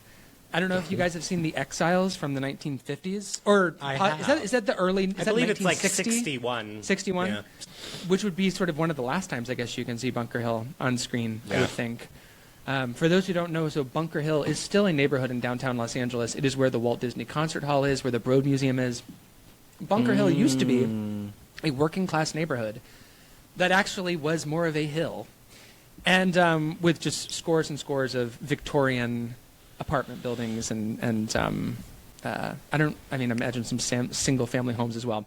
Beautiful and the architecture. touristy Angel's Flight that still exists in Los Angeles was a functional Funicular. outdoor elevator, essentially, public For people transportation. to go from the ground level of downtown in order to get up to their neighborhood, they would take the Angel's Flight funicular, as Ben is saying. Maybe some of you have even ridden it Is yourself. that still a thing? It is still yeah, a thing. it's still there. And a fun fact, Metro allows you to use your tap card on the Angel's Flight because it will save you some steps if you are trying to get up to Bunker Hill rather than That's right. taking a bus around. Or I think that you could have just stayed on the A or the E. But yes, you can tap your Metro card to ride the Angel's Flight.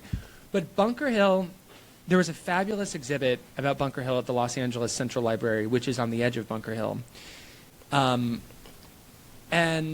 I've sort of been fascinated with it as a place ever since. Like Los Angeles is a city that constantly is building on top of itself, knocking things down. I mean, the Chavez Ravine, where Dodger Stadium is, that was also a working class neighborhood, predominantly Latino working class neighborhood, completely razed in order to build Dodger Stadium. I think that Bunker Hill is a representation of like a lot of the beauty that we've lost in this city because of its need to develop, which, by the way, I'm big YIMBY over here, so I'm not saying don't build new apartment buildings, but to be clear, that's not what Bunker Hill looks like now. It looks like fucking Culver City. It's disgusting. It is a glass and metal monstrosity, and I love the Walt Disney Concert Hall. I love the Broad. These are buildings you could be included in that sentiment, even though I love them architecturally. But I would give anything to get Bunker Hill back, and it's nice to see it here in Crisscross. You also get to see the streetcars in That's right. Crisscross. He takes the streetcar Oh, to yes. Bunker Hill. R.I.P. to the Canonized streetcar. in Who Framed Roger Rabbit. Roger Rabbit. If you need a primer on what happened to LA's public transportation, Roger Rabbit is the best purveyor of that information. I called Markin from the other room when the streetcar came on. I was like, look, this is a streetcar. How often do you get to see the streetcar? The location shooting is fabulous in this movie. The way that the location shooting is paired with the interiors, which I imagine must have been shot on a soundstage. Siodmak does this in Phantom Lady as well, which is a terrific noir. I don't know if I've seen that. It's great. I think that the way that he portrays the city is sort of as this labyrinth where there are a million doors and every one opens to like a reality that's worse than the last.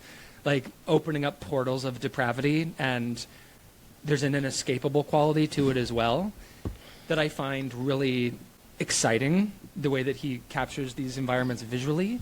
And then also there's just something about the nihilism of it that is very attractive. Not that I would call myself a nihilist, but I do love this film genre. And I also, something that I learned the more noir I watched, which I never really thought was my genre when I was younger, I just liked Double Indemnity, is that there's that feeling of sort of like being half asleep that you get lulled into with the noir, which for me when I was younger, I was like, am I bored by this? Because I think I like what I'm watching, but now I feel like I'm existing in this sort of, in between space.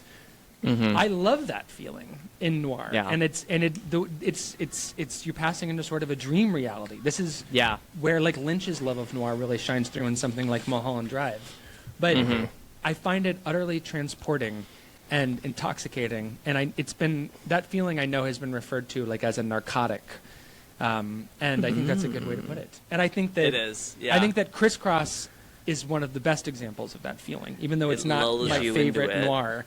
I do find that feeling of like before you realize that you're trapped in a nightmare and you cannot awake until the credits roll. I find it intoxicating. What is Crisscross about? I don't know. Honestly, like I'm struggling to like Crisscross. recall This actually, I should have known. like what was Kristen, what was Cross, but there was a lot of There's of, a of, there's of a lot of a lot of crissing and crossing. crossing. There's crissing and crossing. Crisscross is there, about there Burt Lancaster. truly is. Burt Lancaster, who in an Steve. early scene rolls up his sleeves in a great instance of what I would call arm acting.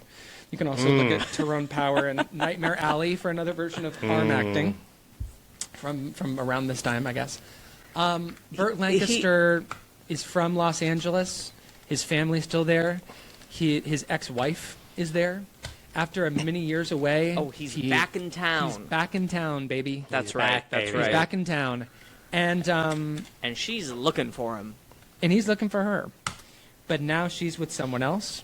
And he I wants loved his first night home and his. Oh my God. I don't want to go out.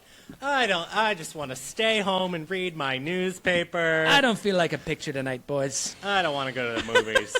You go without me. That's right. And then, like, the next scene, his mom's like, we have not seen you a single night since your In first weeks. night here. And he's always going to that same bar. Which And that same lady is drinking. Oh, and she's a real hootin'. She's a hoot and a holler. Love hoot and a her. half. Love I her. do. I love the bartender. The bartender reminded me Terrific. of Capote.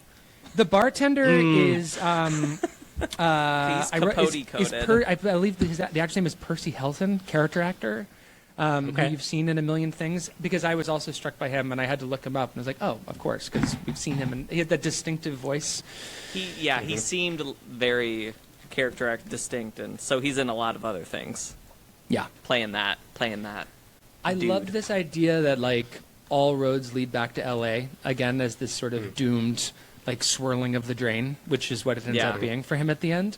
Like you can Yeah. try and leave, but it will always pull you back, and not Yeah. because it's the best city in the world, like I just said, but because I don't know, maybe it's in your bones in the same way that all of these extremes of human behavior are in your bones. Like it's a representation of the id, of the criminal id. I don't know. Like the city is not.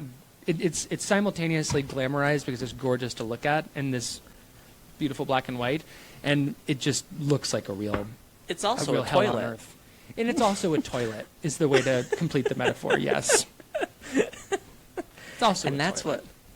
what Noir is going to get you. A little bit Union of both. Station is in the film, memorably. It is. It's an interesting contrast with Raw Deal because you can see how much higher the budget was. The whole thing just feels a little bit classier, Yeah. even though it's Yeah. maybe It more is nihilistic than interesting. Raw Deal. I'm glad I watched the films the order I did because it made And what Raw was Deal. Yeah, that what was the order? Yes, so it was Crisscross, Raw Deal, Desert, Fury.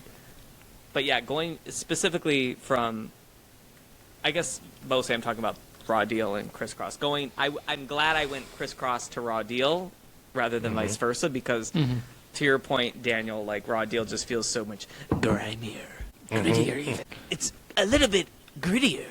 Yeah. It's lean, it's mean, and it stars a queen. But yeah, I don't remember the specifics of the plot of Crisscross once it gets into the Chrissing and Crossing, but I do remember that final He wants his shootout ex-wife. with the armored She's cars. with the gangster. right. And then he is going to her at the end. I don't know. He He's then a they driver. both die. He's and then they He's both the die. He's a driver, and then He's got the in because he works at the armory.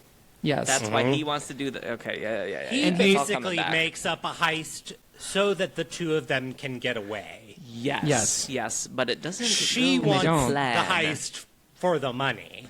Yes, She wants the Give money. me my money. She wants the cash. Yeah, And Yeah, everyone yeah. else wants the cash. He She just wants the her. lettuce. She wants the dough. So that is, like you guys were saying earlier, that is the third wheel is the cash. As manifested by Dan Because Dorea. they theoretically The start mobster fucking, man. and they Dan Right. are Dorea, hot. someone else you're also going to see He's- pop up in a million other things. Striking and scary performance, I think. Silent, Yeah. literally He's hot. silent but deadly. Extremely good looking. You know who's hot? Burt Lancaster. Wow. Oh yeah. And then when I got He's to one see of the him in- most beautiful men. When I got to see him in full color, wowza! Yeah, Burt Lancaster will be coming up in just a minute here as we transition to Desert Fury, which we can do now if we want. I mean, I have I have just wanna like bring no up the thoughts on hospital Crisscross because I section. feel like I watched it a month ago. what then? the hospital section of Crisscross. So Sure. after the heist gone awry, Burt Lancaster is praised as a hero.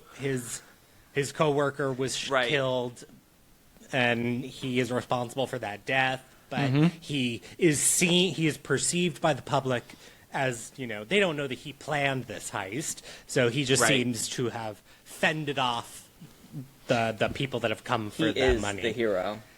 And I love this nurse who is trying to get him to take his sedative or whatever, and he won't take it because he doesn't want to get drowsy because Slim's guys are coming for him. Gotta stay sharp. Just like that whole guy, section. like that guy in the pit who catches the baseball. And, Don't give me the there's a painkillers. guy outside the door Yes. waiting who Yes. allegedly is there with his wife, but Burt Lancaster is suspicious of him, invites him into the room, this guy gains Burt Lancaster's trust, and he's like, okay, I'm going to rest. Can you watch the door? And it turns out that he was one of Slim's guys all along. It's this... Or go ahead, Ben. No, I was just... there's this very, hallucinatory feeling to this section because Burt Lancaster is, coming in and out of consciousness, and it's like... You are right along with him on the ride of, is this guy suspicious? Oh, no, he's on the level. And then you realize, oh, I've been duped just like Burt. Yeah. Been duped. I'm so glad you brought that segment up because it's like one of the standout pieces of the movie. And I feel like that plot device, is he here to kill me or is he not? That's been done. Classic. But imagine what that felt like. Back then, watching that, I'm on the edge of my seat. I'm on the edge of my And seat. the way that it's shot where Burt Lancaster, I believe, cannot directly see the door, but there's a mirror opposite him, and we're shooting through the mirror to see that shift. As he Speaking sits, of crisscrossing, as he sits up, the camera moves with him in order to see the reflection of the reveal of the man. Just unbelievable photography in this movie. Okay, thank God you brought that section Going up, back to Ben, the because- going back to the motion, Ben. Yeah, the nurse the does not want. You shouldn't be sitting up. She just wants to get to her barbecue in Monrovia. That's right. We've all been there. Oh, yeah. We've all She's been like, there. I gotta go. She's like, I Gotta go to Monrovia. I love, it's like, she says that, and I just laughed, and then 20 minutes later, I'm like, oh, they added that line to get rid of the character from the movie. And so it's just funny, the mechanics of it, but I was like, that's so funny to say that she's going to a barbecue in Monrovia. I always think of Monrovia and Arcadia interchangeably, but the difference is that Lana Del Rey hasn't written a song about Monrovia yet. Monrovia has an Aztec-themed motel. Interesting. Fascinating. So there. Interesting. On the old Route 66. I'd like to Now stay there. we know. I'd Now like we to know. stay there. Guess I would just shout Let's out. get to... Last thing I would shout out just on this beautiful, elegant photography, and I'll connect it to what Ben was saying about the hospital. How I do think the movie shifts into a different register. It feels like the movie is hurtling towards a dead end, but there is a more hallucinogenic quality that manifests. I feel like the way that the house against the ocean is photographed and the waves of the ocean are photographed, first of all, must have been extremely difficult. I wonder if they just had massive lights that they were shining into the water, or maybe they shot it on miniature. I don't know. Yeah. But that to me is such a dreadful image. He's And- already dead, is the point, right? Yes. From the heist onward. Perhaps this is a Christian Petzold movie, and he's been dead the entire time. You know, I just realized I'm The way he sitting in floats darkness through the film. for a moment. What? because to be honest with you, Brandon, because we've been talking about film noir, I hadn't even noticed. I was just like a floating head in the dark. That's so noir coded. Yeah, I thought it worked. I as was a in crisscross. cinematographic choice. Now that the Devastating, lights and are on, then you're in Twice Technicolor. now you're in Desert Fury. Wow! Okay, so Desert Fury. There's not a lot to talk about in terms of plot because there isn't any. There isn't any. I'm Lewis so Allen's glad. I was Desert watching and I was like, Fury. am I dumb? Like, No. what's the plot? There's no Literally, plot. the plot So is two gay guys have moved into town. two gay gangsters. Yeah. The whole plot. That's the plot. They move back into town, They which just causes moved a real into disruption. Chuckawalla. So Lewis Allen's Desert Fury. So this one comes out in '47. This one comes out before the other two, which is kinda interesting. crazy. Well, yeah, Is there because a version of it that's black and white? There probably and a Technicolor was. version. There Technicolor? probably has I don't been know. for television, or maybe there was a second Because version that on Letterboxd, the screenshot's black and white. is black and white. That's true. Which But is I was surprised. fascinating. I was surprised putting this together that this film comes first because it feels like more of a deconstruction. In that it is much more psychologically motivated than narratively motivated. Than actually machinations of plot, because there is none. It seems to be like there are plot movements, but the way that they're or like there is story here. There's backstory. There's things that are happening off screen. Yeah. The sort of gestures to them feel very postmodern to me, where it's like we're not going to waste time. We've all seen this before. We can skip right past it and now focus instead on how everybody wants to fuck each other. But it's literally not that though. Or maybe it is, and it's in conversation with films that predate the other two, but. It feels like a movie that comes out in the 50s as sort of a It does. a revisionist noir. I don't know. I mean, not in the same way that it's a revisionist western, but there's a familiarity and a facility with the genre that you would have to have in order to completely dispose of it and focus more on the melodramatic aspects. I mean, this film is barely a noir. I mean, the reason why I think the reason you'd call it a noir is because of the gay criminality, I guess. The fact that the underworld is front and center. Yeah. But it just as much, you could put this in conversation with Leave Her to Heaven as you could other film noir, as just like a Technicolor melodrama where the colors seem to be painted with poison. Like there's something intoxicating, derogatory about the longer you spend in this world with all these bright colors and sort of overwhelming images. In Chuckawalla. In the sound of Chuckawalla. In the town of Chuckawalla. The when you see the images of the landscape and the sort of gnarled, twisted Joshua trees, which now I think is a very common image, but at the time, I mean, if you'd seen Detour, I guess you would have seen them. You'd have to put a list of noir that were like desert noir in front of me, but even that seems like a reflection of the queerness that's being depicted on screen. So basically, you've got Wendell Corey and who plays Bendix? Who plays? I have it. John Hodiak. Yeah. So they're the gay That's how criminals you say his name. who roll back into town. Then you also have Paula, who's sort of the lead of the film. She's a spoiled rich girl who drives back into town. Her mother, Fritzy, wants to have sex with her. And she badly. she runs the local casino. Yeah. And the movie's Talk just about about how these incest people are movie. getting in each other's way.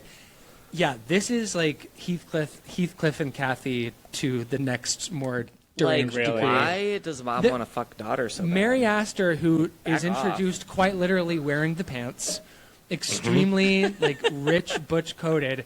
I don't know if it's her first line, but one of her lines to Paula is like, "Come give me a kiss." Like, she wants to control her daughter, and she wants to have sex with her too. And even when she's trying to get cop Burt Lancaster to marry her, even that is a way of her She is being in control Bert of who's in going that- to sleep with her daughter. She's Bert. That is her way of getting to consummate her wish of going she's to gonna bed be with like, her daughter. How was the sex, Paula? Tell me every detail.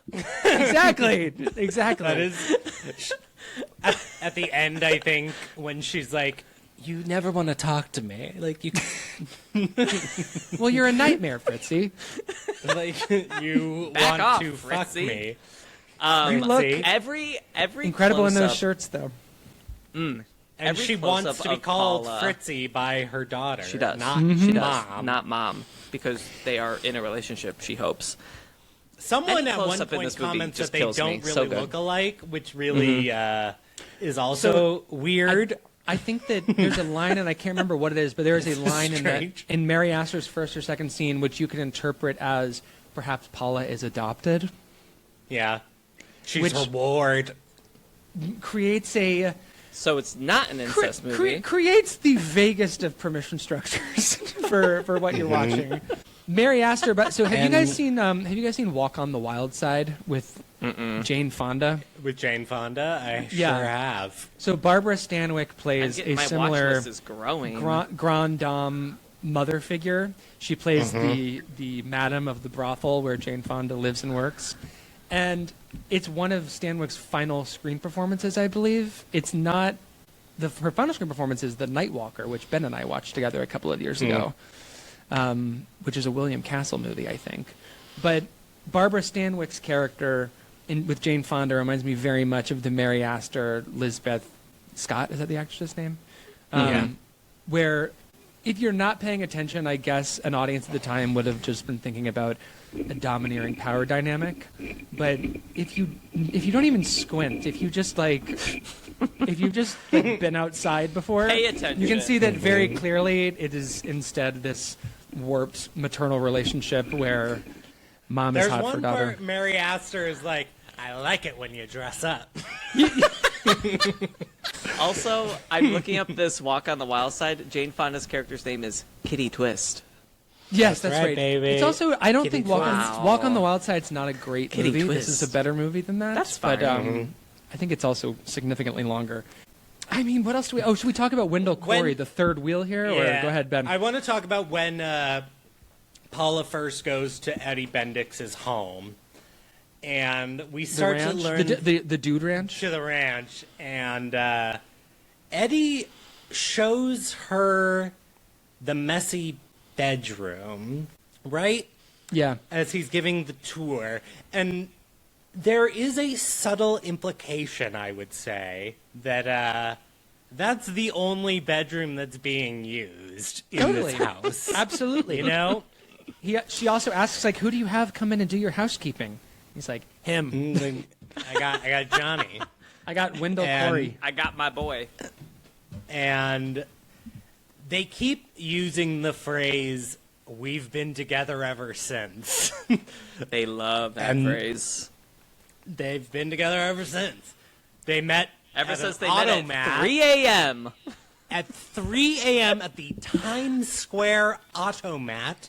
There's which, nothing if good you are a happening there. gay- if you are a gay New Yorker seeing this movie in 1947, you're like, oh, they're fucking. 3 a.m. You're in Times Square, and he's You're fucking. looking Well- for a cup of coffee and picks himself up a man. You He went know, home with them.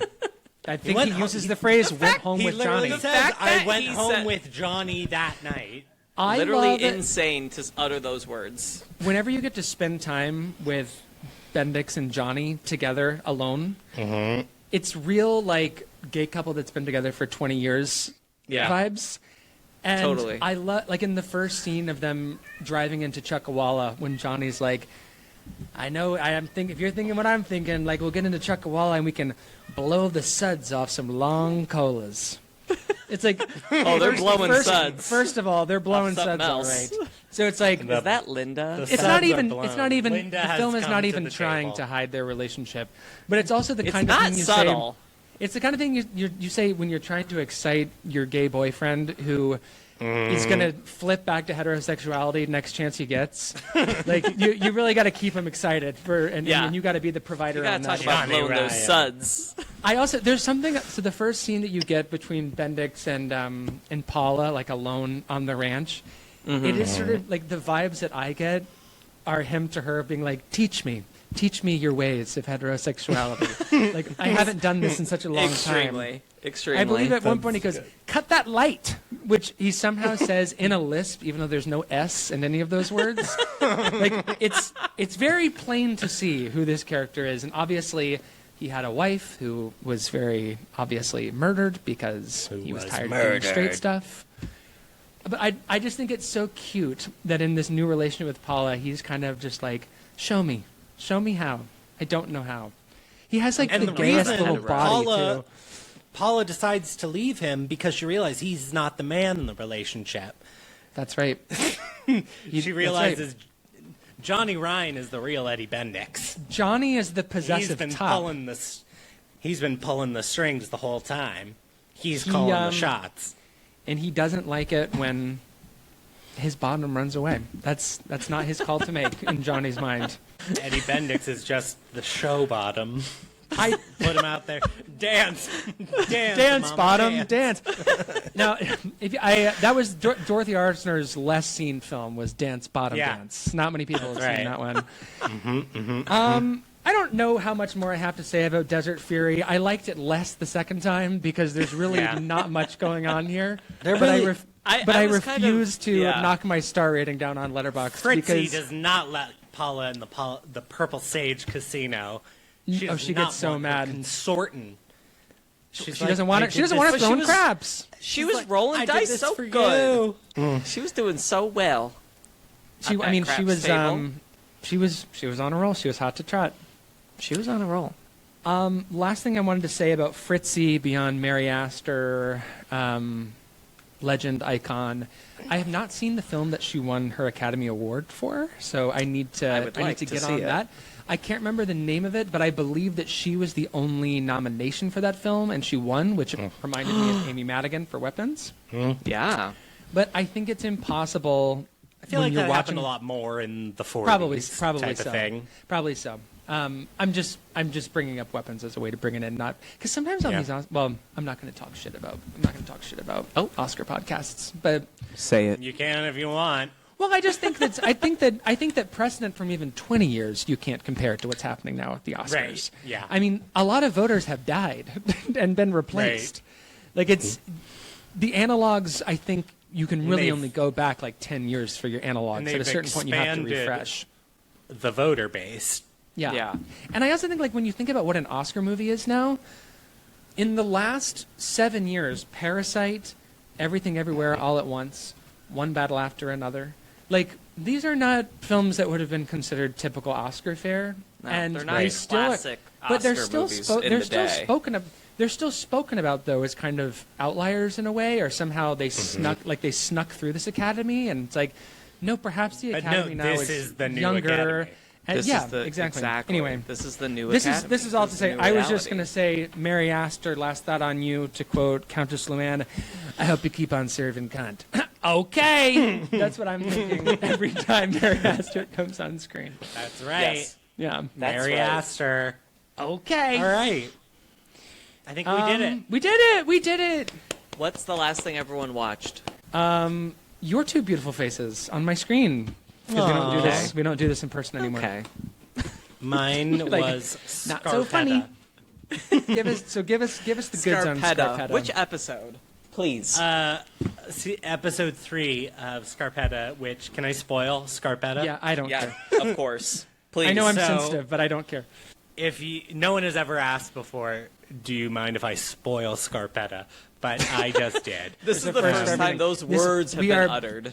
We are breaking ground on the movies IMO We- Encore. God damn We it. are. So, Jamie Lee Curtis is Scarpetta's sister, Dorothy Scarpetta. Jamie Lee Curtis is Scarpetta's sister, Dorothy. Scarpetta's sister, Dorothy Dorothy Lee Scarpetta. Dorothy Scarpetta.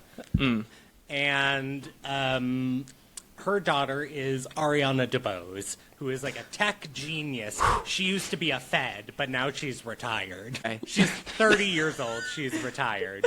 Okay. She. Okay. That was kind of Aria- Wanda Sykes' career, by the way, working for the NSA, retiring That's right. at 30, becoming a comedian. Ariana DeBose has a deceased wife on the show, and she has built an AI bot that she is obsessively talking to. So now, Jamie Lee First Curtis question. goes. Hold on. First question. Who is Ariana DeBose? Second, Right. for listeners, me and Daniel both covered our mouths at the exact same moment of that. So, all right, more Point. context. Yes. Including who is Bobby- Ariana DeBose? Yeah, Bobby who- Cannavale She did the BAFTA thing? is. She did the BAFTA thing. He is Jamie Lee Curtis's husband, but she used to be Scarpetta's work colleague. Okay. So Yes. Okay. I love following. I love Scarpetta. okay. Yeah. I love watching Scarpetta this way. I can see it in So my brain. they are all living together at Kay Scarpetta. Their names are Dorothy and Kay Scarpetta. Nicole Kidman is Kay Scarpetta. They're all living at Case Scarpetta's house for whatever made-up reason to get them all under the same roof, right? Right. So anyway, Jamie Lee walks into her daughter's room, and the AI chatbot of her dead daughter-in-law starts talking to her, and Oh no. and then she starts praising Jamie Lee Curtis's children's book, so Jamie Lee gets into the conversation, right? And so they talk for a really long time. She got involved with that. Yeah, she gets involved with that. Jamie Lee opens a bottle of wine, and they're chatting, and the AI chatbot accidentally drops the bomb. Well, yeah, your husband has always been in love with your sister. And devastating to Dorothy Scarpetta. And no. and then we cut to black. It's the end of that's the cliffhanger. Oh my God! It's like an the episode of The Pit. Yeah. So now Honestly, we the are Pit waiting to cliffhangers- see. Oh my Not as God! good. The Pit cliffhangers have not been giving this season, I feel. The plot, but the pit cliffhangers don't exist. They just end. They're just So- like, They're just all right, ex- time's that's up. just- Exactly the that. end. Exactly Time's that. up. Is that going to change my frequency or excitement of watching the new episode first chance I get? No. Never. Absolutely not. I'm The coming to last thing terms with I The Pit. watched, speaking of, was The Pit, season 2, episode 6. Thank you. okay. Jealous. Which episode is that? What happened in that episode? Give us a The rundown. Pit. Spoilers for The Pit. That's actually a good spoiler warning because that show is still on. Pause. Louis died. Oh, yeah, that's a great example to me of how The Pit season 2 feels a little more written, but I Sure. don't care Yeah, because same. I'm still crying that Louis died. Yeah. I shed a R.I.P. tear at the Louis. memorial thing. I thought it was beautiful. Yes. Did you? Oh my God! Has the unhoused patient returned since that happened? The one that needed to be hosed down. The one who had like the cast that had worms in it. Oh, he's That's the one. there. He's hanging out. Did he say his line? Can I He's get a not said- sandwich? No, we'll check back next time we do this. Next time we Okay. record or in the group chat because Every episode going forward, the last thing I will have watched will be some The episode Pit. of The Pit. So, It'll be God, The you're Pit. you're living the life that I want to live, and that I am living because Yes. that's what I watched. That was the last thing I watched too. Was The Pit. really? God, I love The Pit. Yeah, It's The Pit. Michael Hitchcock. Wait, what All right, episode of next Batman? week. I haven't even gone yet. I'm That's pushing like, I us gotta to go. the end. God, I wish I was in the show, but God, I wish I was watching The Pit. I'm hungry and I'm fading. Okay, the All last right, thing let's go. I watched Clint Eastwood's Pale Rider, and I watched I thought Sam it was Raimi's. The Pit. You lied. Well, it literally was the last thing I watched was The Pit, but you just said The Pit, so I'm going to say Clint Eastwood's Pale Rider, which is a take Fine. on Shane. That's and then the night cheating. before I watched Sam Raimi, because I've had no time to watch movies lately, then I will say that the night before, because I was happy to watch movies 2 nights in a row, was Nice. Sam Raimi's A Simple Plan. Oh, I'm not- never I'm a not simple gonna- plan. It's worth a watch. Some people really love it. I really Some people liked it. do. I thought it was really good, and Becky Ann Baker Okay. has a really memorable performance in that as well. Okay, so what are we talking about next week? I've got the week off. What the fuck are Next we week. talking? Oh shit! I will be bringing to the group a little film called The Princess Bride, which is a Wow. film that I saw as a teenager, and I was kind of like, who gives a shit about this? And then, Great time to be so flippant about that, by the way. Yeah, And- yeah. What the fuck, Ben? and then the filmmaker passed away recently Yes. in a very dark way, and I learned a lot of people give a shit about that movie in a way that I really, truly did not comprehend before. I knew that it was a well-liked movie. I did not know how well-liked that movie was. So we are going to be exploring the query, is The Princess query. Bride the single most beloved movie in existence today? That's I love this topic because I love the idea of a question that we have to try and answer. We have a question, and we are going to answer it. Will we answer it? Find out. Fine, we'll see in 2 weeks. We will see. What's my topic? I forgot. Oh, I know my topic. Okay, it is a double feature available on Can of Pee, Canopy. Um, The only film of this filmmaker I've seen is Days. The filmmaker being, I'm gonna butcher it, Tsai Ming Lang. Training Lang. Yeah, you got Thank it. you. We will be doing Goodbye Dragon Inn and The Hole. Did you just give us the finger? Did you No, just I talk don't- about The Hole while giving us the finger? Goodbye Dragon Inn, often considered the best movie of this century by many. But I'm Ben doesn't very feel that excited way. to finally see it. No, I like it a lot. Oh, I thought you were a hater. I'm not a hater, but I No. like it's not my favorite of his work even. Yeah. I don't know what mine I'll is. say that. I'll say that. What he's is your willing to say it. favorite? And he's Days? willing to go there. Is your favorite Days? No, of his? I got Oh, him. Go ahead. Sorry. No, my favorite is The River. Oh, Ben, you've seen the most of Chai's films here. I think I've 'cause seen them all. Yeah, I haven't seen The River. I haven't seen What you've Time seen Is It them There. all. I Rebels think of so. the Neon God. Yeah. I love Rebels of the Neon God. That's an early one. That's a great That's a great movie about a gay guy who just gets and what's so the mad. other one that I'm blanking on the title? That might Stray be my other- Dogs. Viva l'Amour. Viva l'Amour. Stray Viva Dogs. l'Amour. Oh, But probably Viva, Viva l'Amour. l'Amour. I do like Stray Dogs. Oh, quite and a then bit. the Watermelon movie. Isn't there the Oh yeah. Maybe I'll just do a full Oh, Chai and I also really retro. love what time is it there? That's also if I had my more most time faves. to prep before this episode, I would also be watching some of those titles been listed because many of those I haven't seen. I have seen both of these movies. And I'm not going to say anything about them. When I saw The River we'll talk about 'em next theatrically, time. when something sort of surprising happens in the film, an elder gentleman next to me went, "Whoa!" Okay, well, I'm sitting right here. at a 10 p.m. screening. Oh, I remember when you went to see He that. woke the fuck up. I think I remember getting a text from you saying, I'm going to go see The River at 10 p.m. Would you like to come? And I said, no. 10 No. p.m. is too late at night for me to No, watch thank you. Chai Ming Lang's The River. I wonder. But thank you I so wonder much. How many of his movies are on Can of Pee? We'll have to take a look. Probably most of them. I would guess I don't know, we'll a find lot out. of them are between Can of Pee and Criterion Channel. I Yeah. bet you could watch all of them. So if you haven't I would already, like to do it. please rate our podcast and leave us a review and tell us, what do you like to watch on Can of Pee? Tell us, Also, tell us. does your mom say suggestive things to you when you come downstairs? Is your mom like, we gotta go to Vegas to buy you some new clothes? You need Shopping something trip. pretty. Get in, loser. No. We're going shopping in Vegas. I was gonna say Get you some leave a new comment duds. and just say what your favorite girl's character is, but I like that prompt better. Email us. Have you ever thrown a bucket of flaming alcohol onto a woman before? And that's at moviesimopod@gmail.com. moviesimopod@gmail.com. I'm going to Tell do us. this bit every episode from now on of It's like good. the ridiculous question to ask. It's great. Tell us. Tell us.